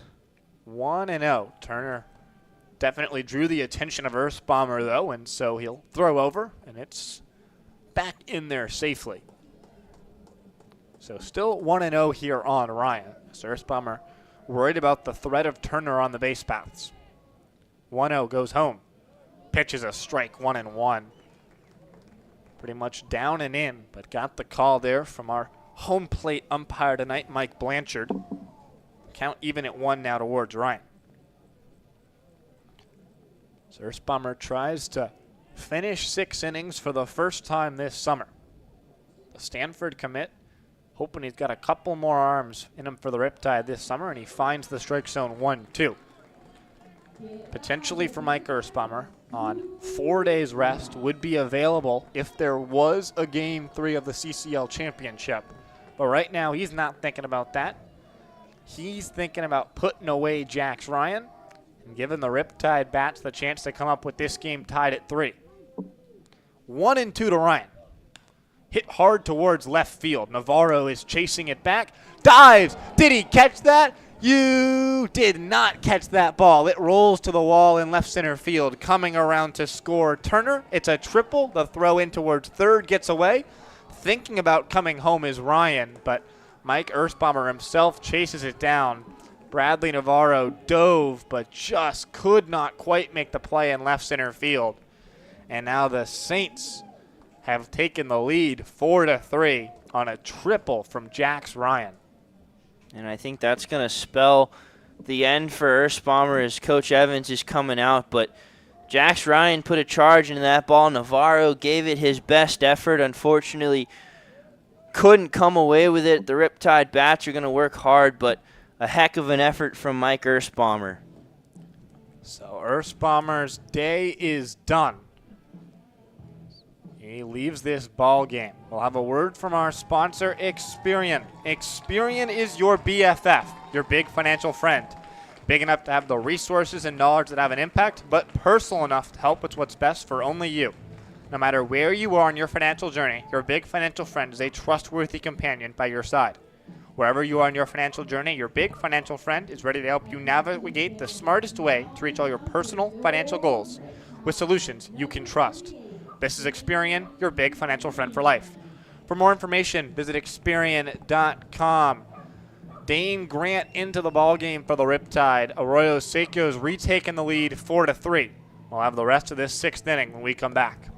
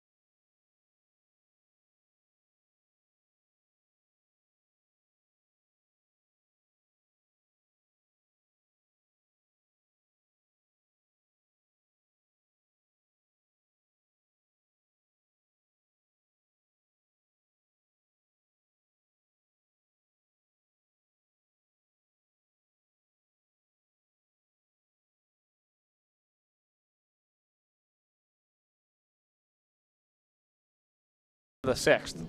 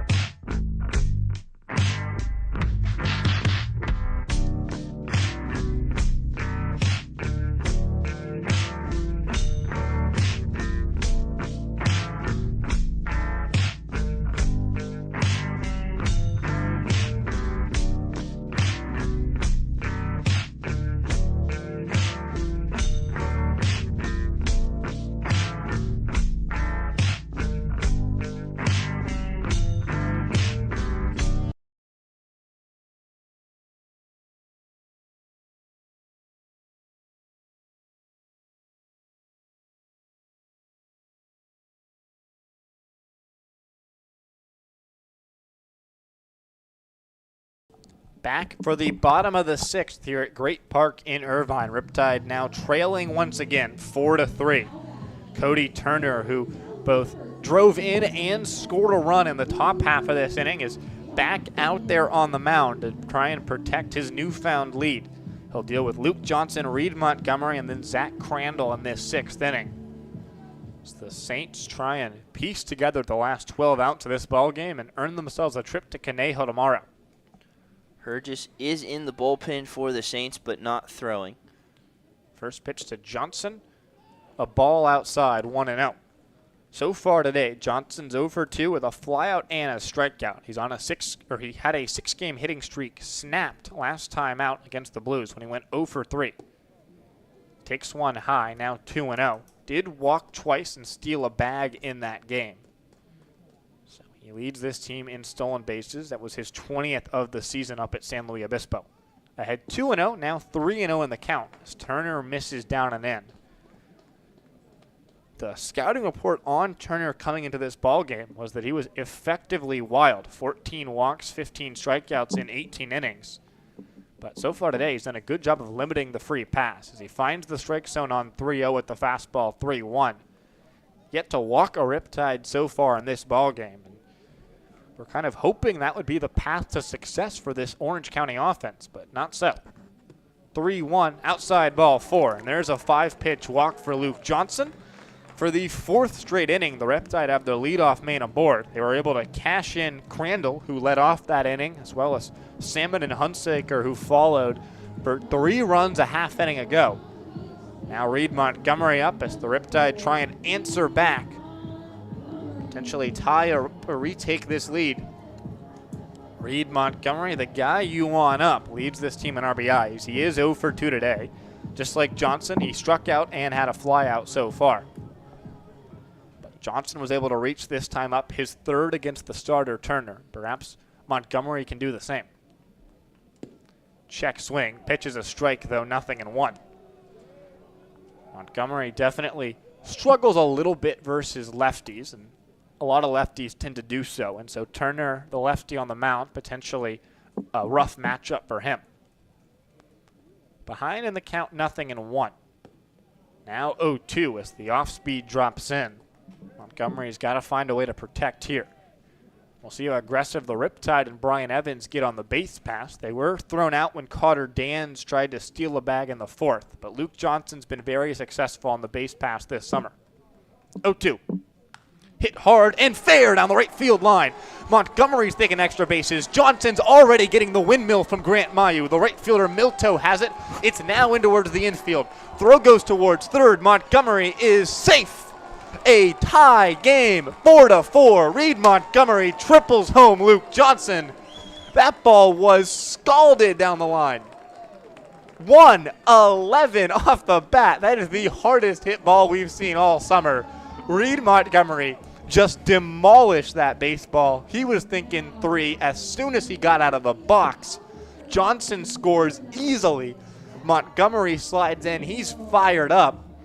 And now Zach Crandall at the dish. Yes, we're going to have a meeting on the mound. Turner definitely talking things over with his head coach. We'll see if he stays in the ballgame as Aaron Millam comes out. But what a swing from Reed Montgomery. I mean, he punished that baseball. Yeah, that's a great at-bat from Montgomery. He goes down 0-2. Turner sends one into his wheelhouse. He smashes it fair. Johnson was off to the races. This game is tied. In batting practice, we saw Reed. There's a fence behind the fence here at the Great Park that separates the fields from each other. Montgomery hit it over the second fence in batting practice. We know the power and the strength he has in that bat. Showed it there, smashed it down the line. Johnson not thinking about stopping anywhere but home plate. The game is tied, and the Riptide are cooking with nobody out. So all tied again here. Now at 4. This game was tied at 2. This game was tied at 3. Now we're tied at 4. Infield in as Zach Crandall comes to the dish to try and untie this game. Takes one for a strike on the inside half. Behind 0-1, but it's been a good day for Crandall. He came in mired in a couple of really rough couple weeks of baseball. He was 6 for his last 45. It's the 0-1 in for a strike, 0-2. But today, 2 for 2 and a run scored. If that's not coming up clutch and producing when it matters most, I don't know what is. But he can keep that production coming here. He's behind in the count 0-2, though. Well outside, now 1-2. Montgomery's being held on by the third baseman, Ryan. It's the infield again in for Arroyo Seco. You have to try and be aggressive if you're going to cut Montgomery off at the plate. 1-2. Inside, now 2-2. A nice block from Vasquez, who splayed his legs wide in order to keep that baseball from going to the backstop. Turner does have a wild pitch in this ball game. It was an inning ago. It helped the Riptide score 3 runs in the frame. It's a 2-2 count now on Crandall after he laid off a couple of uncompetitive pitches. Hits that one, though, and he fouls it off. So we'll stay here on 2-2. A nice AB from Zach Crandall. Crandall's just looked a lot more comfortable in the box today. The slump that he's been in, just been uncomfortable at bats. He goes down pretty quickly, but 2 singles here and then a good at bat here. 2-2, just off the plate. 3-2. Vasquez held his glove there for a extra beat, but Mike Blanchard was unmoved, and it's now a 3-2 count. First base as well as second, both open here if you're Cody Turner. Down low, ball 4. Zach Crandall with a couple of almighty takes. The Eagle Scout had an eagle eye and laid off a couple of pitches that were millimeters below the strike zone, according to our analytics team to our right. And now the Riptide have runners on the corners. Still nobody down here in this 6th inning. Yeah, heck of an at-bat from Crandall there. 2 very dangerous takes, especially that last one. But he knows the strike zone better than anyone as a catcher, and he finds himself on for the 3rd time. Now Jack Salmon, 1 for 2 today. Swings and misses behind 0-1. Salmon grounded out in the second, but then singled on a sharply hit ground ball. Levi Medella, the first baseman, dove but couldn't quite glove it. And meant that he was able to reach and eventually came around to score in that 5th inning. Behind in the count, 0-1. This one's chopped right side. Should bring home Montgomery for a run. The second baseman, Freer, goes to second and gets an out there. But that's the only out that he'll get as the Riptide now retake the lead 5-4 on this wild game here in this wild card round. Certainly living up to the billing so far as the lead changes continue to come thick and fast. Jack Salmon, fielder's choice, able to give the Tide the lead. Yeah, good at bat from Salmon there. He didn't hit it all that hard, but he runs well enough to prevent a double play, and easy run for Montgomery there. So Riptide retake the lead. Now Camden Sauce. Takes one down and away, 1-0. So Montgomery coming around to score on the fielder's choice as Crandall's thrown out 4-6. Sauce today, a single and a strikeout. Struck out looking an inning ago. Takes one inside, now 2-0 ahead in the count. And Sauce, not a great strikeout last time, but that first at-bat since being back after a little break, he looked really good, not messing around, swinging at the first pitch, and he'd love to keep this inning going. He's in a good count to do some damage here. Just misses, now 3-0. So both these, and there's some complaining going on from Cody Turner. He just threw both his arms out, was pointing towards Mike Blanchard and saying, hey, where did that one miss? It's like outside. 3-0. That one's in the strike zone, so 3-1. And Turner finally able to put one in the zone, but he's still behind in the count here. Salmon hasn't run the base pass a lot for the Riptide this summer. So the 3-1 in there for a strike at the knees. Sauce was about to throw his bat back towards the Riptide dugout so the bat dog Omaha could retrieve it, but instead it's a 3-2 count. And I think Turner got one there. The first one that he complained about should have been a strike, and that one was probably a strike too, but a bit of a makeup call. Full count. Downstairs, ball 4.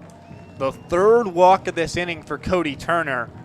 We talked about the fact that he'd done a really good job, a wild pitcher, of limiting his wildness so far. But in this 6th inning, the wheels have come off a little bit.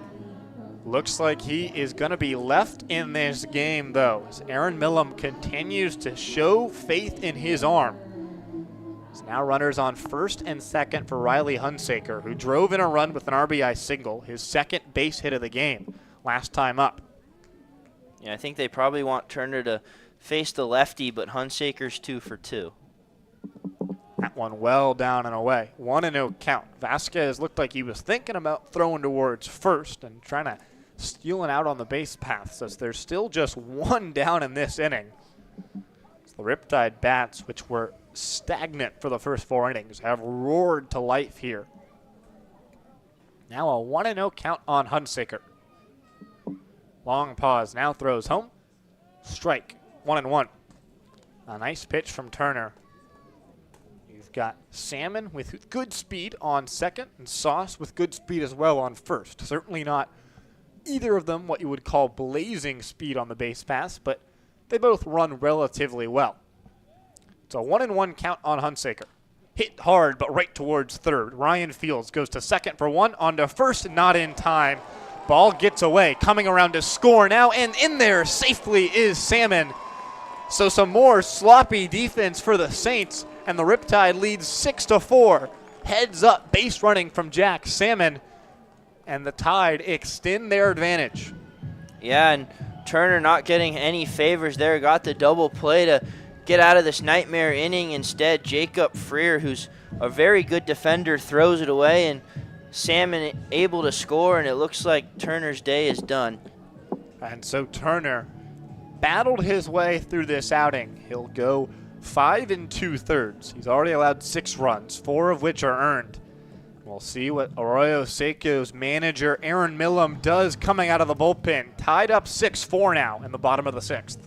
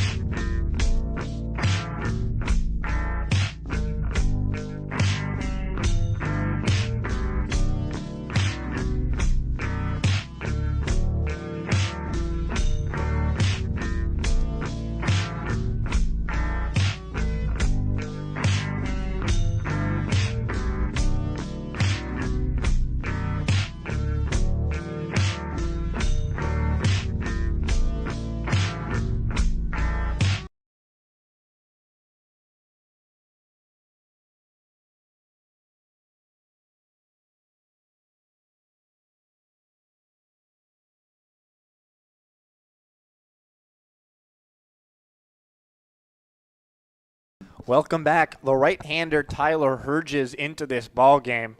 Was at Azusa Pacific last year. So far this summer, 22 innings of 4.5 ERA baseball. Each of his last 2 appearances have come against the Riptide. Over that span, 7 innings, 4 earned runs, and 12 strikeouts as well. So he's been able to get some swing and miss from this Riptide lineup. Standing on first, Hunsaker, as that one misses away, 1-0 to Navarro, who singled in a run in the 5th. So the Riptide have scored 3 runs in back-to-back innings here. Now in a 2-run lead for the first time tonight. So 1-0 on Navarro, who's been the Riptide's best hitter all summer. Swings and fouls that one straight back. So Vasquez will get the new baseball and deliver it back towards Herges.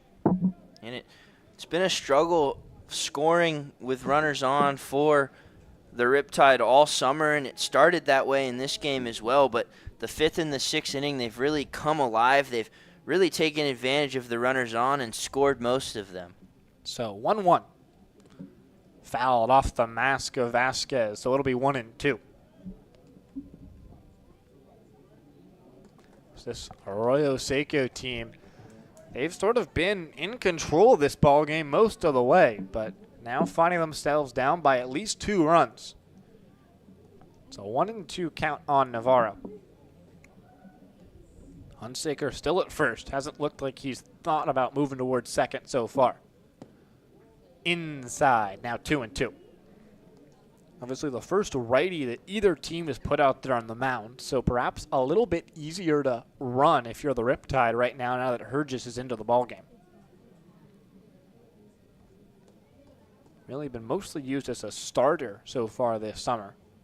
As Navarro swings and misses, he'll strike out. That ends the inning, but the Riptide, they get 3 more runs. They retake the lead 6-4. We're 2/3 of the way through this ball game as the Tide try and advance and survive. 6-4 going to the 7th.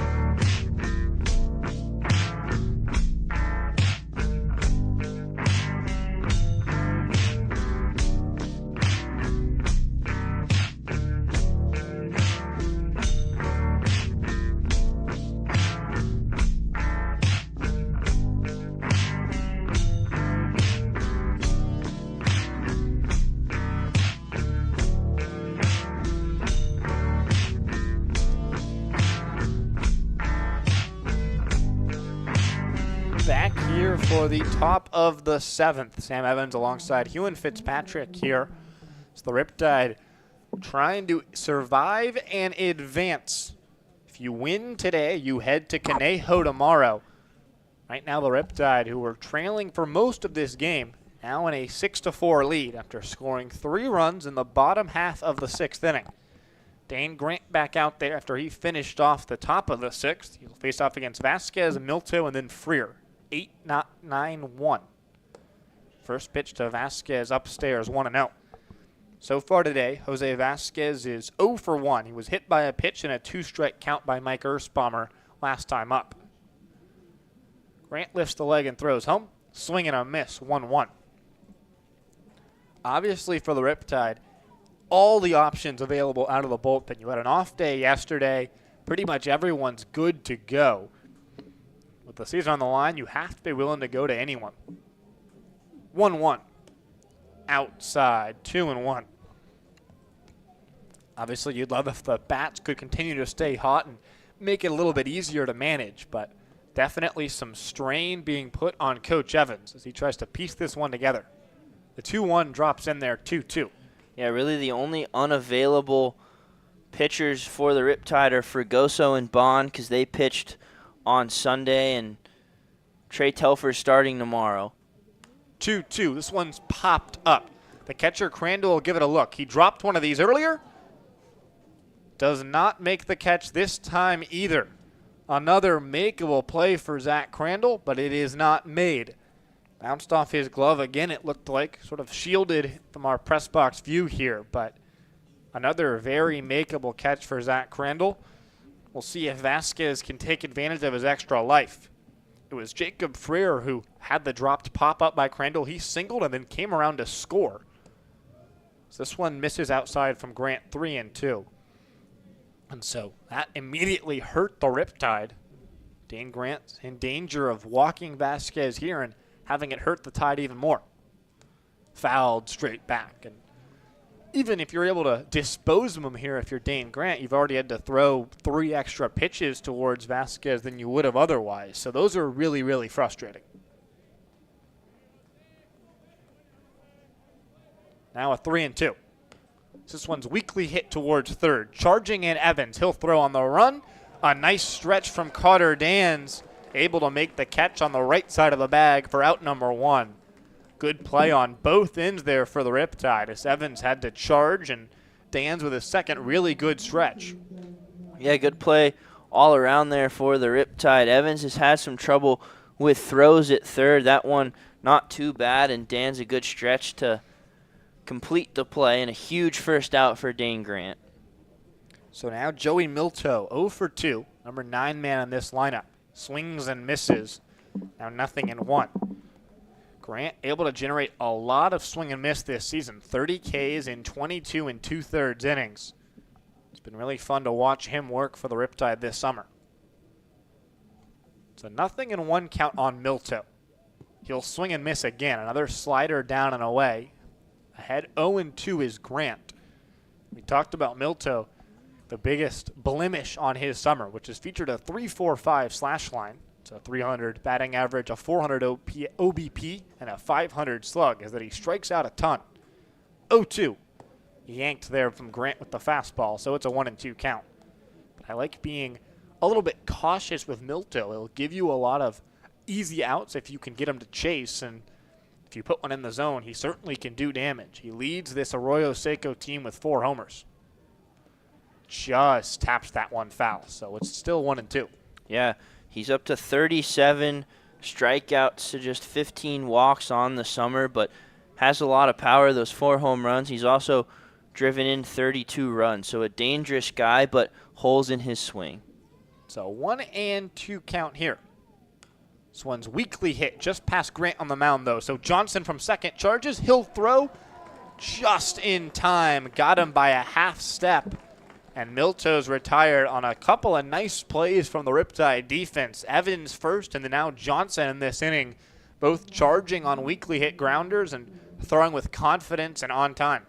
Yeah, really good play from Johnson. Milto can put it up and pick it up and put it down running from the batter's box, and had to hustle, did Johnson, but he made a nice play. So now the leadoff man, Freer, takes a ball outside, 1-0. So far today, Freer is 1 for 3. A couple of strikeouts, but also a single and a run in the 4th inning. All of that came against the starter, Mike Erspamer. Did not offer it that one down and away, so it's ball 2, 2-0. Dane Grant, no one else up in that Riptide bullpen, so he's being asked to get these high leverage outs right now. 2-0. That one's in the strike zone, 2-1. A nice pitch on the outside half from Dane Grant. He's got a 4-pitch mix, the 4-seamer, a 12-6 curve, and then a slider and a 2-seamer as well. What Dane Grant's done well so far this summer is limit big damage. He misses down, so he's behind 3-1 in the count to Freer.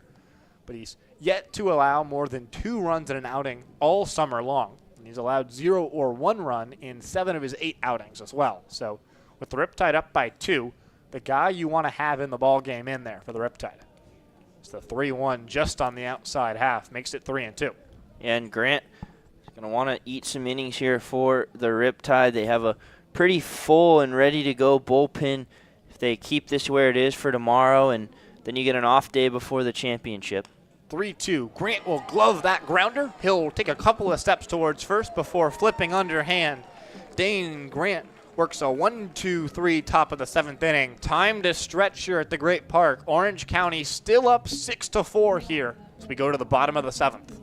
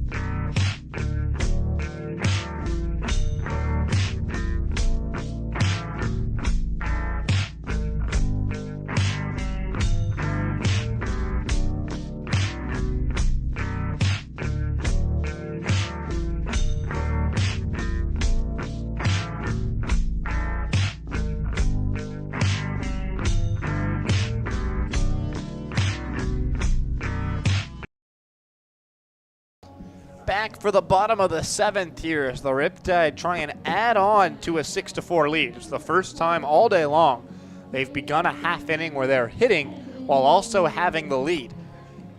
You've got Jake Evans, Carter Dans, and Luke Johnson, 2-3-4, the heart of this Riptide lineup at the plate. But the damage for the most part has been done from the bottom of the Tide offense so far. First pitch to Evans, in there for a strike 0-1. And you'd really love to add on. We've seen how crazy this game can be. You can't feel comfortable with a 2-run lead. You'd love to get something started early.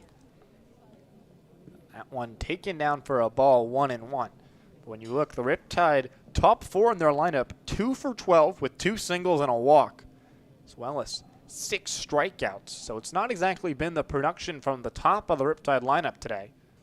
So that one's hit towards right field off the end of the bat. Coming in, the right fielder, Milto, he'll make the catch on the run.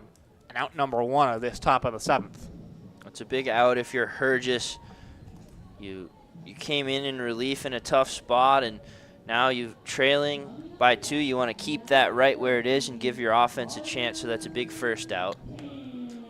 Now Carter Dans to the plate. He has one of those singles that we were talking about from the top of the Riptide lineup. That happened back in the 4th. But other than that, 2 strikeouts, and that's been the trouble for Dans this summer. Those are now his 34th and 35th strikeouts. Wasn't even here to start the summer as well, so it could well be over 40 had he been here for the whole campaign. So he takes a strike on a curveball that curves into the zone, so it's 0-1. Dans came here as a two-way player and did pitch a little bit for the Riptide. It's the 0-1 off the plate, 1-1.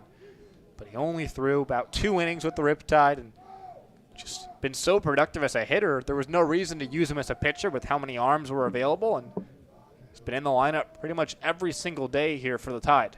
It's the 1-1 outside, 2-1 count now on Carter Dans. You talk about the strikeouts. He's 4th in the entire CCL in terms of strikeouts. Joey Milto, number 2. So Dan's going to want to take care of that. It's the 2-1 in there for a strike at the knees. So now count even at 2-2. So if you're Carter Dans, just want to keep good ABs and good battles coming here. Now on a 2-strike count against the reliever Hergis. This one's popped up sky high in the air towards center field.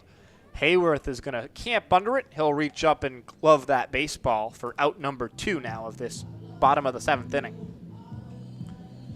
So So Luke Johnson now the last hope for Riptide offense in this 7th inning. They still lead 6-4 though. No action going on in that Orange County bullpen, so at least seems like Dane Grant's going to come out and have the 8th inning.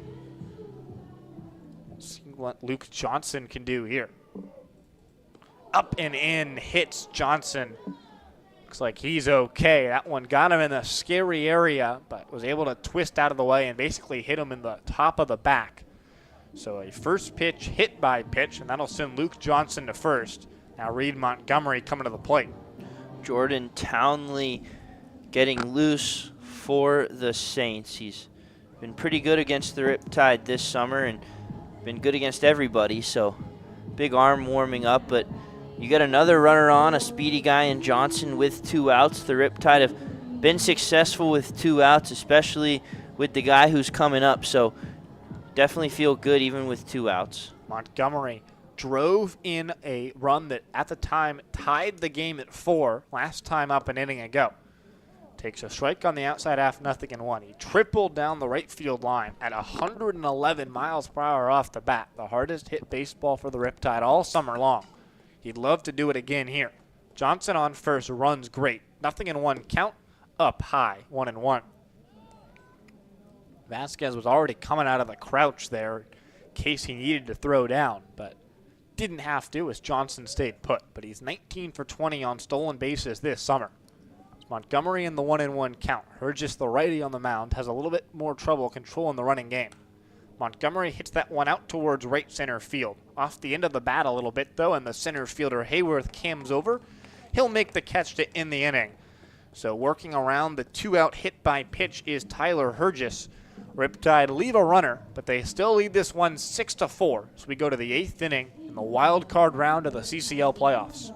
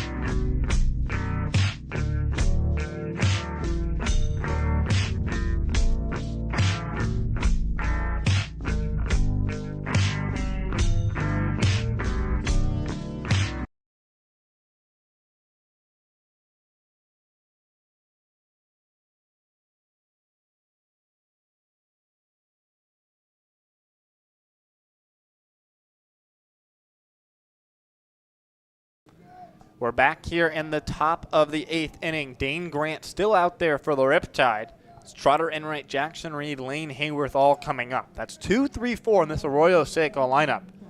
So we're in the top of the 8th inning.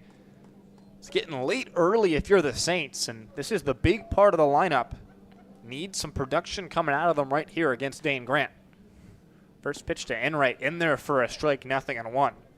Between innings, you and I were talking about who might come on to save this game for the Riptide. They haven't necessarily had a designated closer all summer long. It's the 0-1 from Grant misses down, 1-1 count. Yeah, we threw some names out there. We really like Caden Muckley. He's looked good in his last few outings. He throws pretty hard. We also threw the name Dylan Blakey out there just because he's a lefty and he's thrown a couple of saves already this summer. It's the 0-1's in the strike zone from Grant. And with how well Dane Grant's pitched through his first inning and a third, he sat down all 4 batters he's faced, and now ahead 0-2 of Enright. This one slapped foul, so we'll stay here on 0-2. But for Dane Grant, potentially maybe he'll come out and try and get a 10-out save, which would be really something incredible. Of course, the Riptide bats could come to life and make this point moot in the bottom of the 8th. This one's hit towards third. Evans ranges over. He'll throw high, though, and it's out of play. Or pardon me, not out of play, but not caught by Carter Dans. And the throwing error allows Enright to reach. He stays on first, though, as a friendly ricochet went right back to Carter Dans. But first error of this ball game from the Riptide, and just like that, the tying run at the plate here for this Saints team. Yeah, and the throwing problems persist for Jake Evans. Since he's come back from his injury, he's played every game at third except for Sunday against the Blues. He was at short, and he's made a lot of high throws. A couple of them have been errors. Carter Dans has made some athletic plays to save some errors, but definitely a problem for Evans. So now Jackson Reed to the plate. First pitch, swinging first pitch, base hit into left field, going the opposite way. Enright will take a turn at second, but stay there. And the error and now the single on back-to-back pitches. 2 on here for Arroyo Seco as their bats come to life in the top of the 8th. And a mistake is what killed the Riptide back in the 4th. The Jacob Freer pop-up foul that Crandall couldn't catch turned into a 2-run inning, and now an error and a single, and Grant's got to work hard. It's never easy, is it? Dane Grant now has to work on Lane Hayworth, who's 0 for 3 today with 2 strikeouts, but all that came against the starter, Mike Erspamer. First pitch, swings and misses on a slider down and away. 0-1. Another thing to consider is the chemistry between this battery, both Crandall and Grant at UC Irvine, and although Grant didn't play in the regular season for the Anteaters, I'm sure these two are quite familiar with each other. They know what each other likes to do. See if Grant can put away Hayworth. 0-1. Just misses down. 1-1 count. So Reed on first. He's the tying run. Enright on second.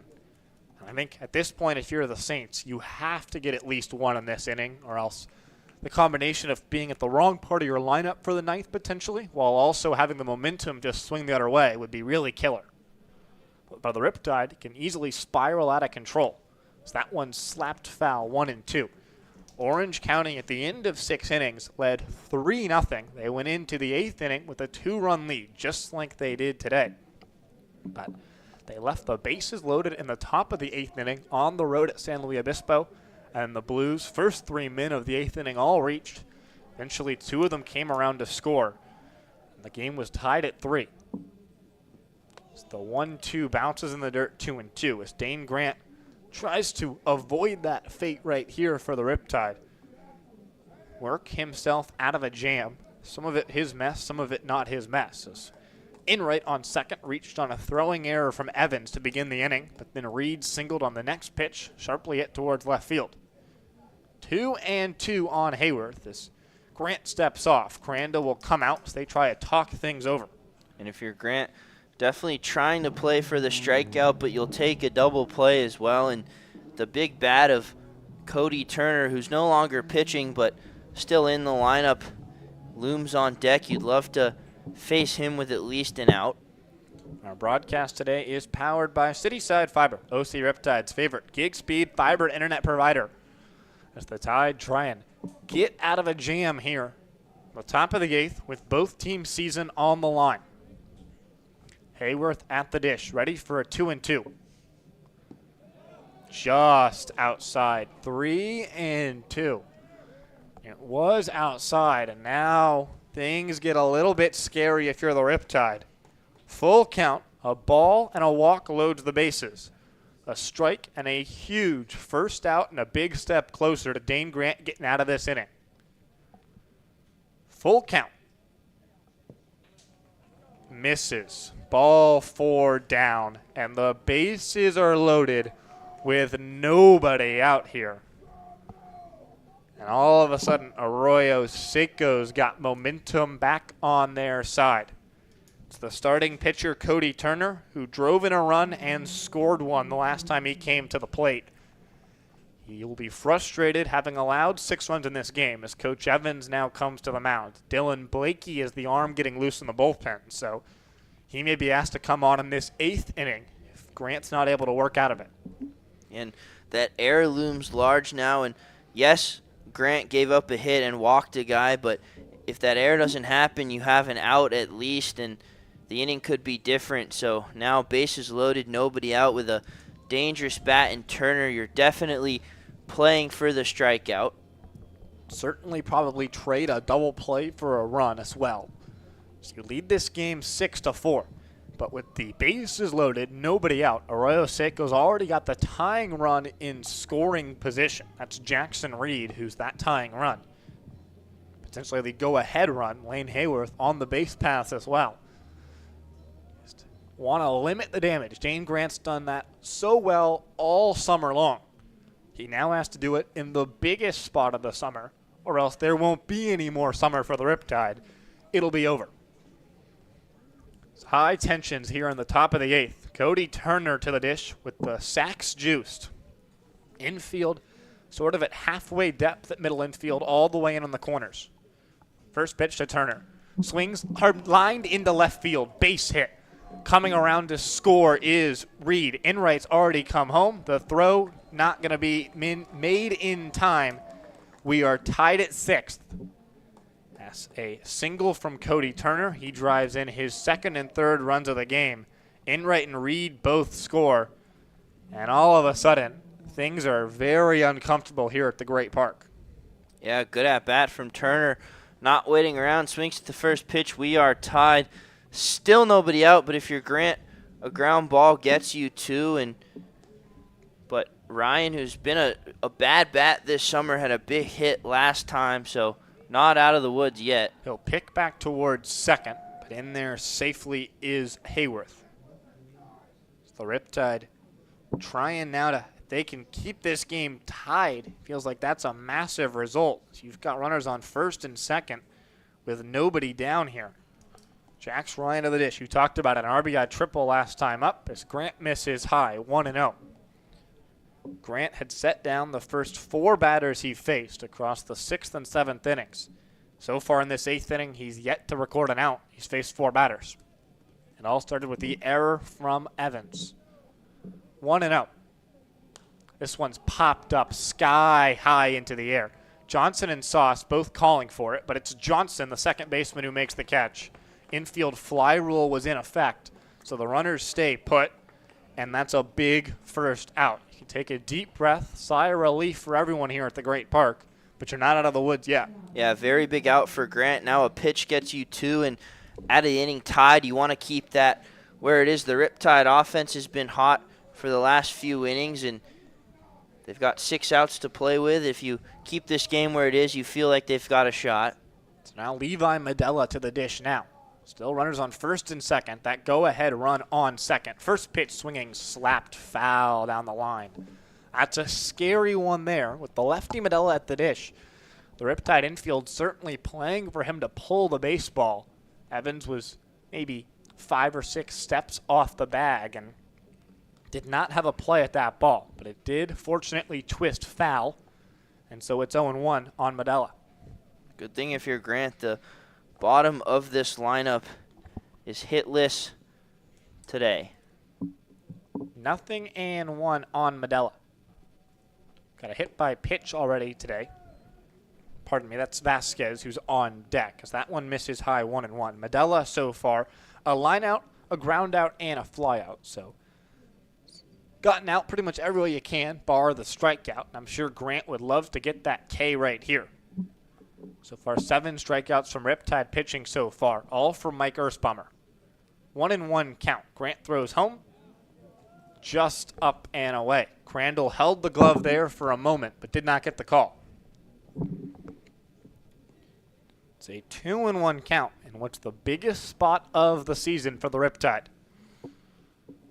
The Saints try and take the lead and put the Riptide season on the brink. Dane Grant battling to try and get the Riptide bats back up with the game tied. 2-1. Weakly hit towards short. Could be 2. Bobbled by Sauce and into center field. Instead, coming around to score is Hayworth. Arroyo Seco 7, Orange County 6. That was as tailor-made of a double play ball as they come. And the Riptide do not take advantage. It's their second error of the inning. And now Arroyo Seco leads. Yeah, Camden Sauce has been playing such a good game, and he gets the ground ball to get out of the inning and just couldn't get his glove on the ground, and Dane Grant's got to throw extra pitches here. So an inning that started with an error now features another one. At the dish now, Vasquez takes a ball down, 1-0. Looked like Sauce was just trying a little bit too hard to get that baseball out of his glove and towards Luke Johnson, trying to turn two, but instead didn't get anybody. And Hayworth never stopped running from second. He'd scored easily. Just an unbelievable break for the Riptide.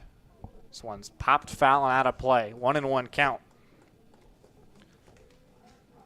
The bottom of the order coming up next inning in the bottom of the eighth. Crandall, Salmon, Sauce is 6, 7, 8. But that's where the offensive productions come from so far tonight. Doesn't matter, though, if you can't get out of this top of the eighth, though. Already 3 runs in for the Saints. So 1-1 count. Check swing. They'll look towards first. Win around, says the first base umpire, Chris Maher. And now a 1-2 count on Jose Vasquez.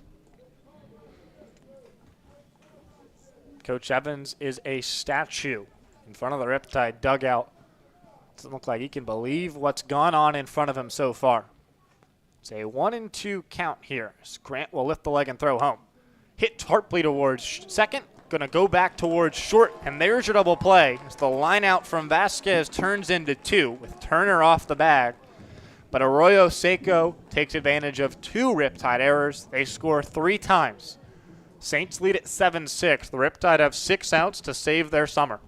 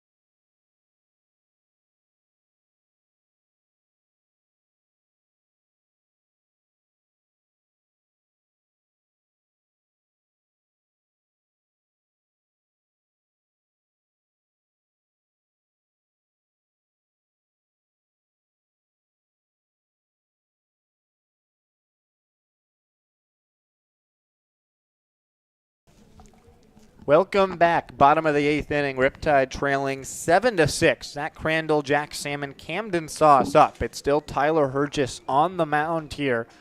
He's now got a lead. He's trying to close this one out. The Riptide have got 6 outs to play with. So they're trailing in this game after giving up 3 in the top half. Crandall ready. Takes a strike on the outside corner. Makes it 0-1. He's been great today so far. 2 for 2, a run and a walk. So he's been aboard all 3 times. As the 0-1 bounces in, flies to the backstop. But no one's on the base path, so it's no problem. 1-1. Yeah, Crandall hasn't had a good stretch of games, but he's played really well today, and he'd love to lead off here. So 1-1 count now on the Riptide catcher. Check swing, but he went around. It was a strike anyway, so 1-2. Now Zach Crandall just having to try and come up in a big spot. Got to protect the strike zone down in the count 1-2. Hergis delivers. That one misses down. 2-2 count. Momentum has swung back and forth all night long. Arroyo Seco struck first in the 4th with 2. Then the Riptide in the bottom of the 5th with 3. It's now the 2-2. Crandall waves and misses. Strikes out. That's the 2nd K from Hergis. 9th overall for the Saints pitching. Yeah, and Hergis, it's a big first out. You put up a 0 your last inning, and then your offense response gives you the lead, and you want to keep this bottom of the order at bay, and that's a good start. So again, talked about the offense that's come here and really been chaotic in this game. After the Riptide took a 3-2 lead, Arroyo Seco answered back with 2 of their own. They led 4-3. Salmon takes a strike at the knees, 0-1. Then the Riptide in the same half inning scored 3 more runs. They led 6-4. And after a scoreless 7th, Arroyo Seco scored 3 in the top of the 8th. That's where we get to our 7-6 game. A Salmon check swing. Pitch was a ball, so it's a 1-1 count. Jack Salmon's been aboard twice today, a single and a fielder's choice, and he's scored both times he's gotten on the base paths. Count even at 1 here as Hergis throws home. This one's sharply hit, but foul and out of play.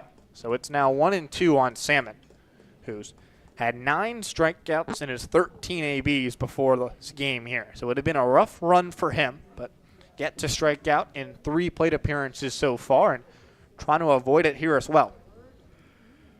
Hergis will throw plateward. Strike 3 called. Salmon goes looking, froze him with the off speed. And now 2 down. Bases still empty for Camden Sauce, who, if the Riptide can't come back and win this ball game, his error is going to haunt him and this entire Riptide team for quite a while. Yeah, Taylor made double play to get out of that inning, and it rolls under his glove, but he can make up for it here. He's been on base twice today, and this part of the order is sparked stuff for the Riptide. Pitch 1 is a ball. 1-0 count now to Sauce. And you talked about it so far today. Sauce has been aboard twice, a single and a walk. It's a 1-0 count. Now 1-1 after that one. Fastball in the zone evens the count up. Sauce, we talked about it. He hadn't been with the Riptide for a week due to some mental health concerns, but he's now back here, ready and good to go. The 1-1 up and in hits him, and the Riptide have a base runner. Camden Sauce earns the free pass the painful way, but right now with the Riptide down to their last 4 outs of their summer, you'll take them any way they come. Yeah, that's huge, and Hunsaker up now. He's been on base 3 times, gotten a couple of hits, driven in a run, scored a run, and he's hit the ball hard today, so give him some life. You get on base, and Sauce runs well, so definitely not over for the Riptide. So now Riley Hunsaker. Sauce looks like he needs a moment just to make sure he's okay. The Riptide really don't have a lot of options if Sauce isn't able to stay in this ballgame. You'd probably have to go Jake Evans from third to short and then move Johnson from second to third and put Dylan Nieto, who normally a pitcher, got his first start at second base back on Sunday if Sauce can't go. Just adjusting his feet right now. We'll see if he's able to stay in this game. Still in a lot of pain. Some of those hit by pitches can really sting and stay with you for a while. It looks like Sauce is going to try and stay in this game. Hunsaker at the dish. So the Riptide try and even this thing up at 7. Hunsaker today has been aboard all 3 times. 2 hits and a fielder's choice. Driven in and scored a run. First pitch swinging, popped up. It'll stay on the infield. The second baseman Freer charges in. He'll make the catch. The Riptide are going to be down to their last 3 outs. Dylan Blakey's going to come in to try and keep it a 1-run game. Back for the 9th inning after this.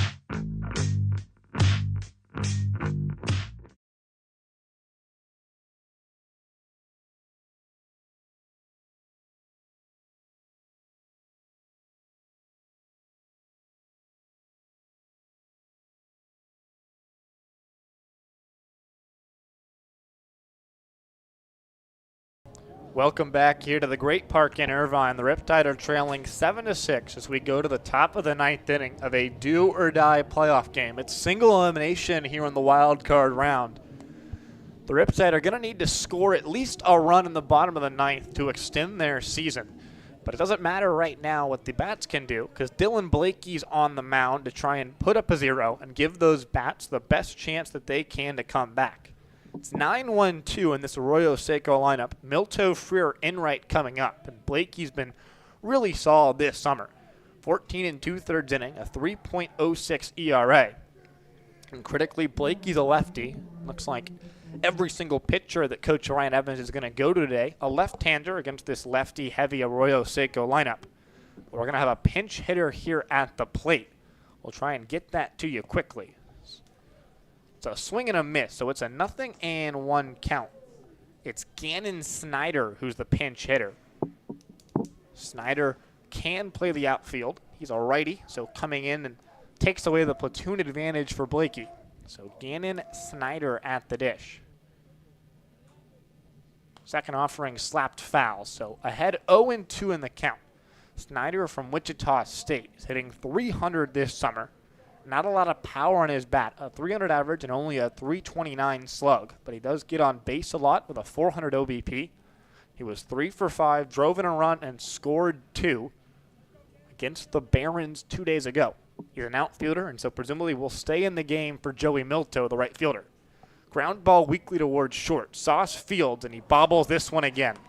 Another error for Camden Sauce, his second of the ball game, second in as many innings. And the leadoff man reaches here.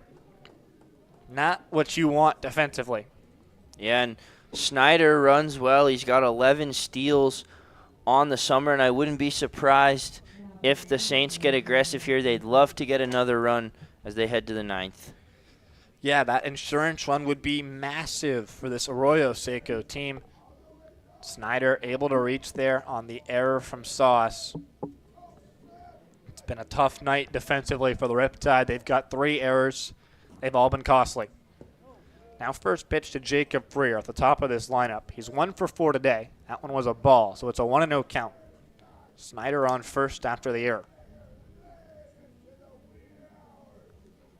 Riptide had 2 errors in the 8th, 1 from Evans and 1 from Sauce, and then the error from Sauce here in the 9th. 1-0 count. Yanked a little bit from Blakey. It's a 2-0.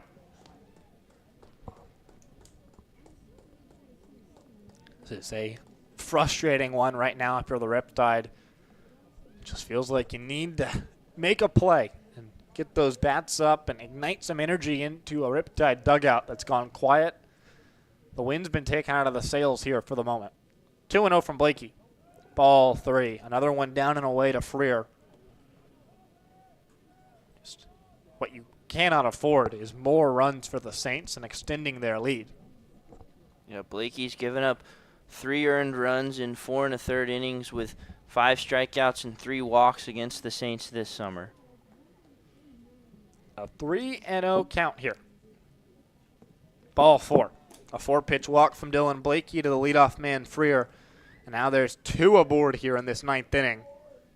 The first 4 men of the 8th inning all reached for the Saints as they scored 3 runs. And Coach Evans is going to come to the mound to try and talk things over with Blakey. There's no one warming in that Riptide bullpen, so it's certainly just a conversation and not a removal.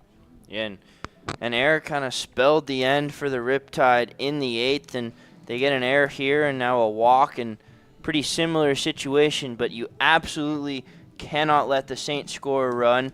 It's much easier to come back from down 1 than down 2. The Riptide have done it in the 9th, but you want to make it as easy as possible. Yeah, the Riptide's biggest 9th inning comeback of the season was 2 runs. They trailed the Philippines 3-1. Cotter Dans hit a 2-run game-tying homer before Cam Burdick walked it off. But you want to make it as easy as possible here. It's been difficult so far tonight. This game has gone back and forth, and the Riptide are hoping it's got one more wild twist before it finishes. The Tide have 5 walk-off wins so far this season.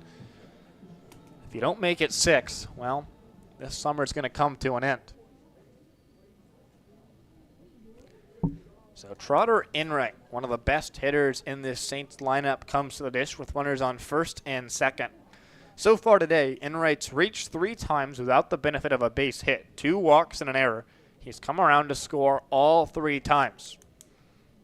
The Riptide infield coming in a little bit here on Enright at the dish. Blakey stares in. Have to find the strike zone here. Cannot risk loading the bases with nobody out for the second straight inning. Blakey will spin off the back of the mound and think about throwing towards second, but Snyder in there easily without a throw.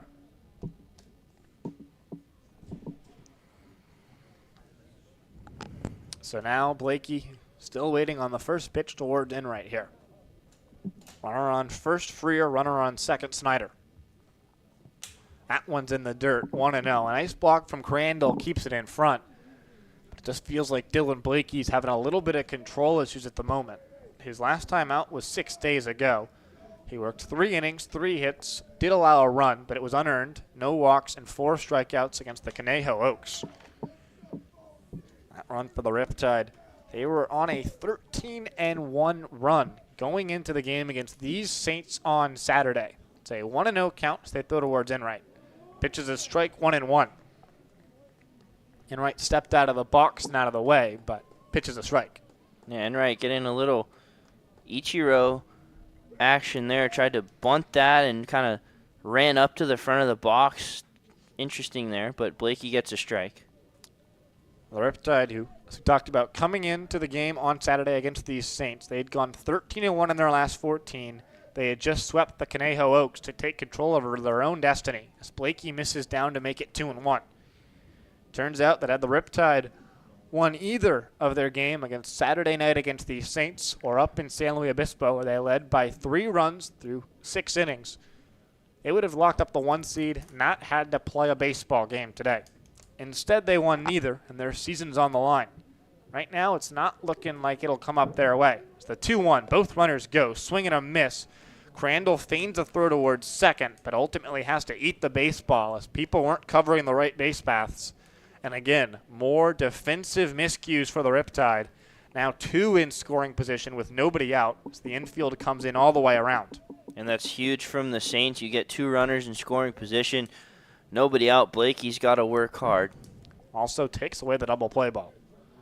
2 strikes on Enright, though. 2-2.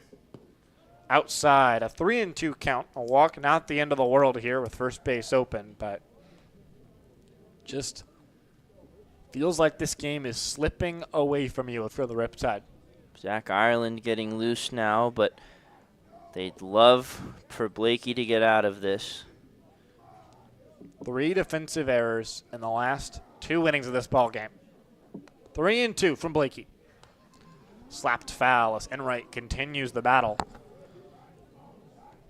The Riptide bats were the issue last 2 ball games. They scored 5 runs in 19 innings.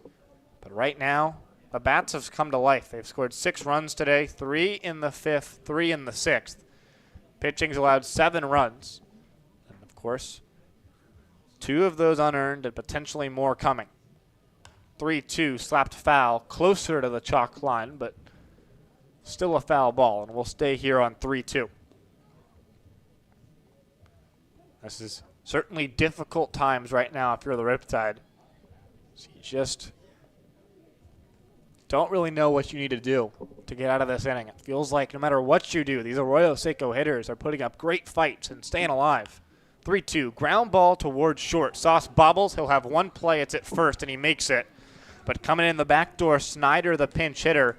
It's now 8-6 as Camden Sauce bobbled that baseball, but ultimately did throw out Enright at first, able to hold Freer at second.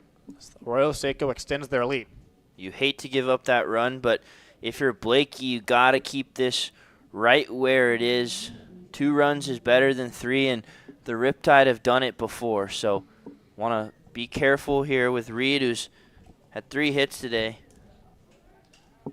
So now Jackson Reed. Talked about the 3-hit game. Whether you think about intentionally walking him here if you're Coach Evans, at least for the time being, looks like he's going to allow his pitcher Blakey to go after him. Ireland continues to warm in that Riptide bullpen. Blakey stares towards second, but he'll throw home. That's a strike. The bottom of the zone. Reed behind 0-1. The Riptide bats coming up next inning. It's the top of the order. Bradley Navarro, Jake Evans, Carter, Dans. Anyone gets aboard, Luke Johnson, Reed Montgomery would be the guys to follow. So it's the bats you want to have up, the bats that have carried you this far all season long. But right now, you just have to get to the opportunity. That one's in the zone, 0-2. Nice pitch there from Blakey on the outer half. That run that came around to score unearned. It's the error from Sauce is what allowed Snyder to reach. It's a 0-2 count on Reed. Blakey looking for his first strikeout. It'd be the Riptide's 8th overall. Gets you a big step closer to getting out of the inning. 0-2. Bounces in the dirt. Nice block from Crandall. Means that Freer has to stay put at second. Superfan Keith from Cal State Fullerton trying to inject some energy into the stadium, but to be quite frank, it's not really working. The Riptide crowd here, silent. The air's been taken out of the sails. The balloon has been punctured. It's a 1-2 count on Jackson Reed. Runner goes. Pitches a ball, third on towards third. In time. Zach Crandall throws out Jacob Freer on a very close play at third base. But the third base umpire, Max Ponce, with an emphatic out call. And maybe that's the energy you need if you're the Riptide. Yeah, that's huge for Crandall. I thought it could have been strike 3 as well on the pitch, but a great play from Crandall to make it less stressful for Blakey, and that might fire up the offense in the bottom half. So base is empty, 2 outs. Just reaching out and making contact, Jackson Reed there.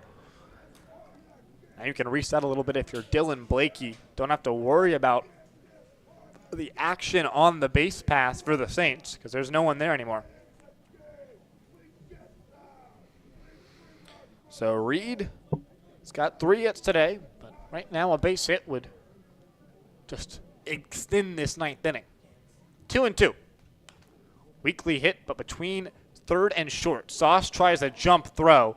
It's on line, but not in time. Dans can't pick it, but a nice play from Zach Crandall to chase after it. He'll apply a tag on Reed just to make sure he didn't take a turnaround first, and he did not. So Reed's in there safely on the infield single. A nice play from Sauce to even get to that baseball, but there's a couple errors already this game. Not able to make a throw in time. And that's go back to the throw from Crandall. That's a huge out now because that run potentially might come in after that. So a huge play from Crandall, but Blakey's not out of it yet. Now Lane Hayworth to the dish. He's 0 for 3. Does have a walk and a run his last time up, though. First pitch from Blakey. Swung on, popped up, and out of play. The Riptide bullpen basically where that baseball goes towards. And so Blakey's quickly ahead, 0-1 on the center fielder Hayworth. Mike Ersbommer went 5 2/3 innings in this playoff start. Allowed 5 hits, 4 runs, 2 walks, and 7 strikeouts. Dane Grant in relief came in and worked 2 1/3 innings. Allowed 3 runs, only 1 of which was earned. It's the 0-1 count here from Dylan Blakey. This one's popped foul and out of play. So ahead 0-2 and 1 strike away from getting those Riptide bats back up.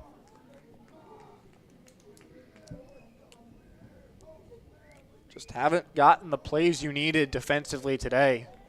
3 errors for the Riptide. Defense has been a problem all summer long. Defensive depth has been a problem these last week or so. Right now, it's reared its ugly head. Runner from first goes to a strike 3, but it gets away from the catcher Crandall.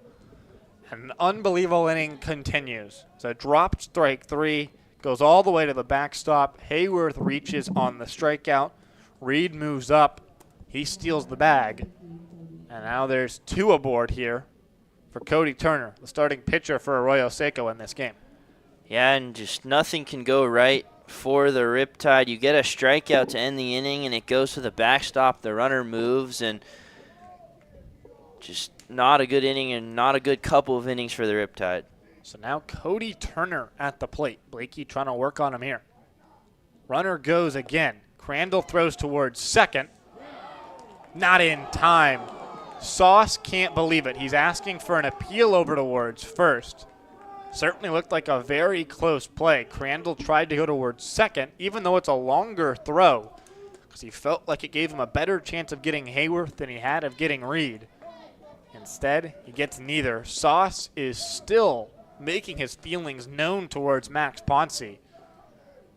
But the Riptide have to flush that frustration and get out of this inning. It's a 1-0 count on Turner, now 2 in scoring position. I thought Crandall definitely had him there. A great throw, but again, nothing going the Riptide way. So the 1-0 in the strike zone makes it 1-1. Ireland continuing to warm for the Riptide in the bullpen. Coach Evans has moved now to a squat in front of the Riptide dugout. I mean, just looks like he's staring daggers right towards the pitcher's mound. A 1-1 now on Turner. Outside 2-1. Turner's singled each of his last 2 times. He's driven in 4 runs today. An RBI ground out, an RBI single, and then an RBI single that drove in 2 runs. It's been absolutely critical to Arroyo Seco's 8-6 lead, and he can extend that margin right here. 2-1. Swing and a miss. 2-2. Once again, Blakey moves within 1 strike of getting out of this inning, which has been lengthy. As we approach 10 p.m. here, the Riptide bats will be coming up with the season on the line. The question is, how many runs will they need? Right now it's 2, but a base hit for Turner can make it 4.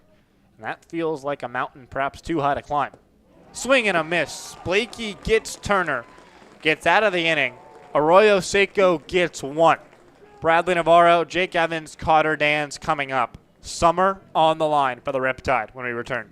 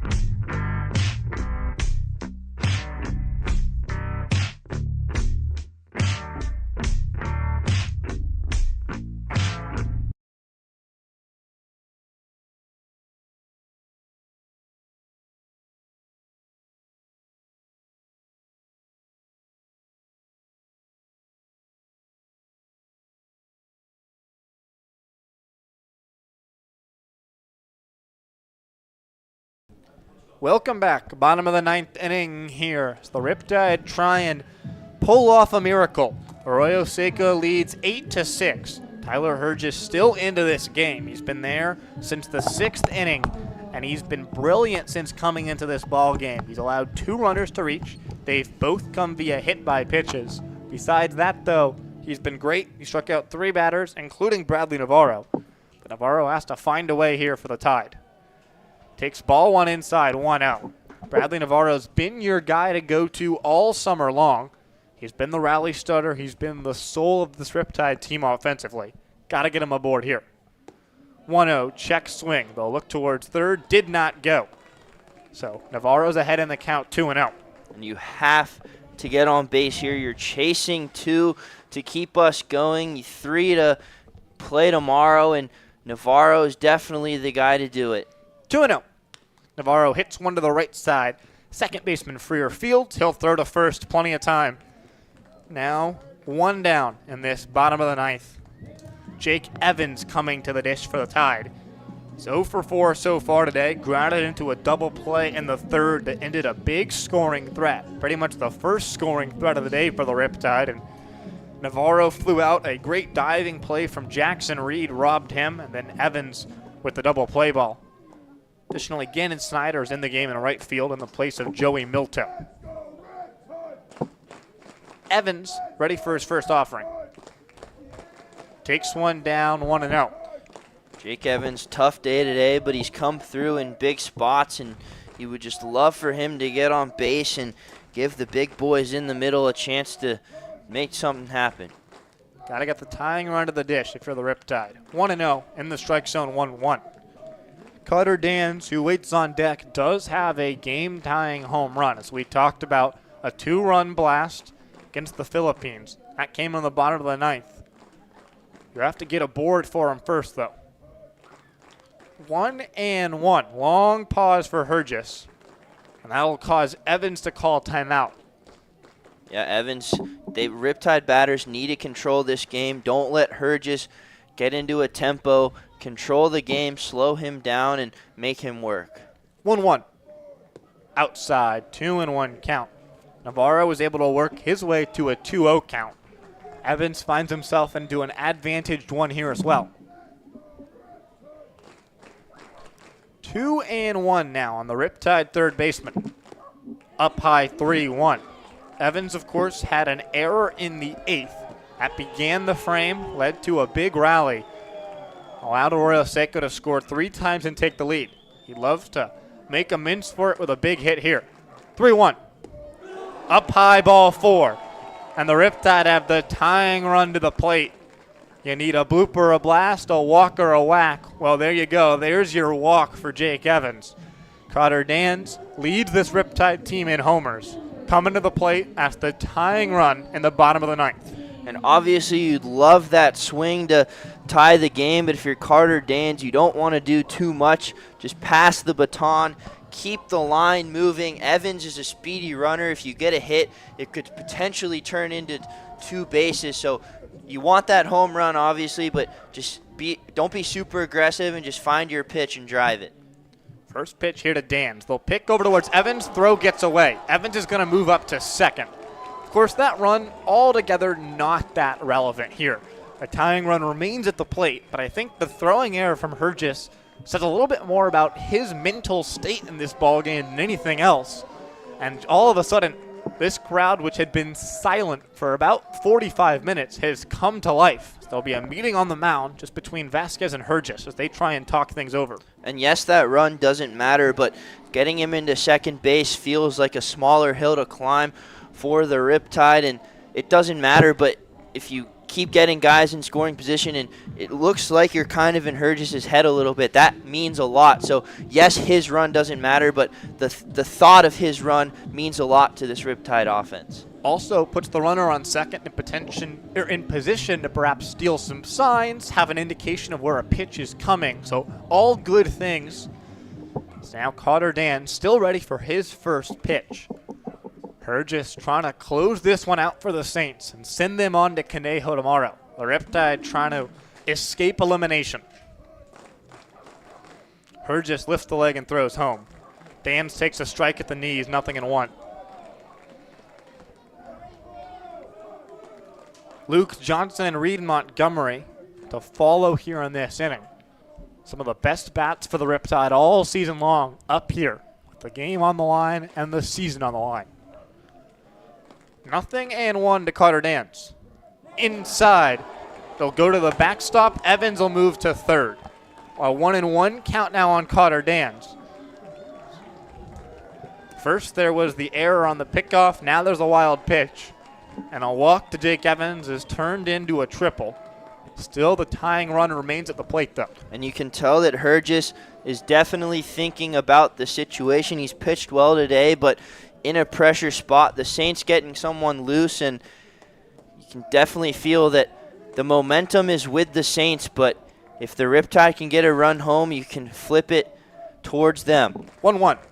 Up high, 2-1. Of course, makes that error from Sauce an inning ago all the more costly. That would be the tying run over there at third rather than just the tying run still at home plate here. But regardless, a good start so far to this ninth inning as the Riptide try and fight back. 2-1 on Dans. In the strike zone, 2-2. Finds the inside half of the plate. A nice pitch there from Tyler Hergis. Cutter Dans now on a 2-2 count. Does have to move the line on if you're Carter Dans. Luke Johnson waits on deck for his opportunity. 2-2 for Carter Dans. Ball 3, it goes to the backstop on the fly. Perfect bounce back towards Vasquez, and Evans stays put. But again, that run really does not matter all that much. So not the end of the world that Evans stays put. The bigger thing there, Carter Dans a pitch away from working his way aboard, which is exactly what you need him to do. Yeah, if Dans gets on, the winning run comes to the plate, and just keep passing that baton. Riptide don't really get the break there, but again, the Evans run doesn't matter. It's all about Dans right now. 3-2. Swing and a miss. Carter Dans goes down on a fastball up. And now the Riptide are down to their last out. Luke Johnson coming to the dish. Season on the line. They're going to have a meeting on the mound as they try and talk things over here. Johnson does not have a home run yet this summer. Arroyo Seco is going to go to the bullpen. We'll get the name for you when we come back.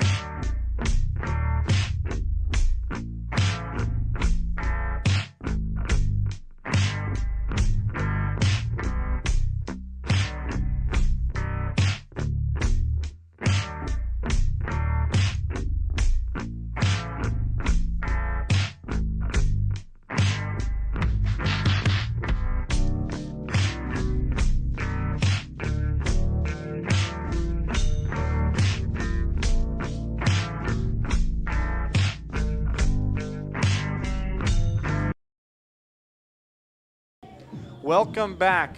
8-6. Arroyo Seco leads this ball game in the bottom of the ninth. Jordan Townley on. He has been excellent this summer as the closer.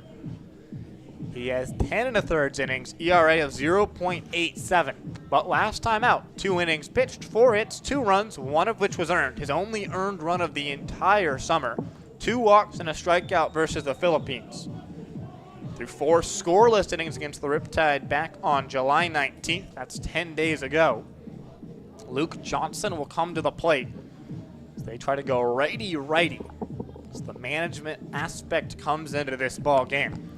Johnson does not have a home run yet this summer. Reed Montgomery, who waits on deck, does. If you can get this game to Montgomery, you're certainly in a better spot than you are right now. Evans waits on third. His run could make it 8-7, but that tying run remains at home plate after Carter Dans' strikeout. So 2 outs, bottom of the ninth. What you imagine in your backyard coming to fruition here for Jordan Townley and Luke Johnson. If the Saints win this ball game, they move on to Conejo. Same deal for the Riptide as they try and fight back, pull something off. Come back from a 2-run deficit here in the bottom of the ninth. So now Townley in. Looks like there's perhaps a change at catcher as well. Johnny Garber into the ball game for Arroyo Seco in the place of Jose Vasquez. So they like the catcher pairing a little bit better. And this is a huge part of the season for Johnson and for Townley. For Townley, if you get an out, your team lives to see another day. If you're Johnson, if you find a way on, potentially bring home a run, you inch closer to tying this game. The biggest at-bat that Luke Johnson has had all summer. He's been one of the better hitters for the Riptide. Down the stretch, he was an all-star for them. He's driven in 22 runs. He could make it 23, he could make it 24, We know he has the power, hasn't shown it this summer, but hit 4 home runs at Cornell. He's hit some out at batting practice, but if you're Johnson, you just want to get a hit and keep the line moving. So, Townley comes set on the mound. Johnson ready in the box here. First pitch on the way momentarily. Now it comes to Johnson. In the strike zone, 0-1. Pure gas from Townley to find his way ahead in the count. Right at the bottom of the zone. Pretty perfect pitch there. It's an 0-1 count on Luke Johnson. Townley again, now ahead in the count, 0-1. Hard hit towards third, fielded by Ryan. He'll go to first. In time, ball game over, season over. Arroyo Seco wins 8-6. They eliminate the Riptide, who lose 3 in a row to conclude their summer. Had they won any of them, they'd be playing tomorrow. Instead, their season comes to an end in crushing fashion here. They blow a 6-4 lead going into the 8th inning. Saints score 3 times, and it is a crushing pill to swallow. Yeah, and the matchup tomorrow looked so good. They've dominated the Oaks all summer. The Saints have been really the team that has given them trouble. They showed that here tonight, and it's been the defense all summer. The first half of the season, the Riptide defense was not very good. They cleaned it up a bit in the second half, but still averaged about 2 errors a game. They made 3 errors in the last 2 innings. All of them led to something for the Saints, and that leaves us where we are. The Riptide season ends. It's disappointing after being such a hot team and being so close to that 1 seed in that bye, but the Riptide season ends, but not without many great times. Yeah, it has been a true privilege and a pleasure to work for the Riptide this summer. And while it's been a really difficult conclusion to this season with 3 straight losses in 4 days, I don't think that takes away from what this team has accomplished. The team started 0-3. They were below 500 halfway through the season. They got hot at the right time. They went on a big run, came very close to earning the #1 overall seed. Unfortunately, the quest for the Riptide's 2nd CCL title will have to wait at least 1 more summer. But do you have any more thoughts on this ball game here before we sort of move towards wrapping up our season? I don't really have any thoughts on the ball game. I think it was a great game all around. I think both teams knew what they were fighting for, win or go home, and they played like that. But I know we're going to wrap up here. I just want to say thank you to all of the players. They were really accommodating to us, letting us talk to them during batting practice. And I'd like to thank all the pitchers and all the guys that we had up here in the booth, letting us pick their brains about baseball and what they like to do off the field. I'd like to thank you. I'd like to thank Andrew and Aiden on the radio side for being such awesome partners. Lonzo to our left for doing a job of multiple people all by himself. Colin and Mel, our wonderful camera people. The stats department to our right, letting us in on velocities and strike zones and all that fun stuff. And just the Riptide fans for coming out, the rest of the interns, you guys watching at home and listening on the radio. And it's been a great summer. Unfortunately, we don't get to see you any longer. Yeah, you sort of said a lot of what I wanted to say, and I echo that sentiment wholeheartedly.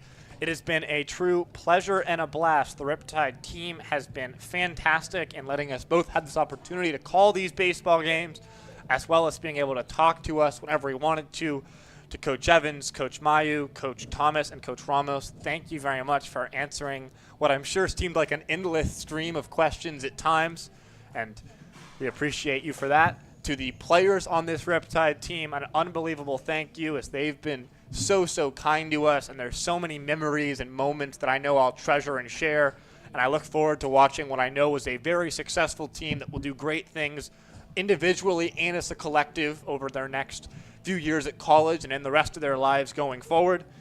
I'd like to give out a massive thank you towards David Lamb and Craig Russell. David is our general manager here at the Riptide. He handles all of the player acquisition and pretty much runs this stadium. And so if you went to a game this summer, you know how tight of a ship David runs, puts together a great, enjoyable activity here at the Great Park. And so thank you to David for trusting us, as well as Craig Russell, the president of this Riptide team, who donated a large amount of his own personal funds in order to set us up and give us all the broadcast equipment that you've seen. I'd also like to extend thank yous to Colin Costigan and Melissa Kwan, who worked as our camera operators pretty much all season long. You'll have seen them out in the outfield, getting great shots for you and capturing all the moments, as well as getting some pear tree meats for us for those moments up in the booth, which we appreciate. Of course, thanks to Lonzo Rivera, who you just saw on camera a couple minutes ago, for being our director all season long. And the biggest thank you goes to you, the viewer. We appreciate you for watching, bearing with us through our mistakes and our blunders, and for just enjoying Riptide baseball. Whether you watched for an inning or for an entire season, whether you watched because you love Riptide baseball, because your son was playing, because you had nothing better to watch on YouTube, or because one of us was your kid, quite frankly, we appreciate it either way. And so thank you so much. Whether it's one of us or someone else, I know that you're going to love next summer for the Riptide baseball. Thank you so much. Good night.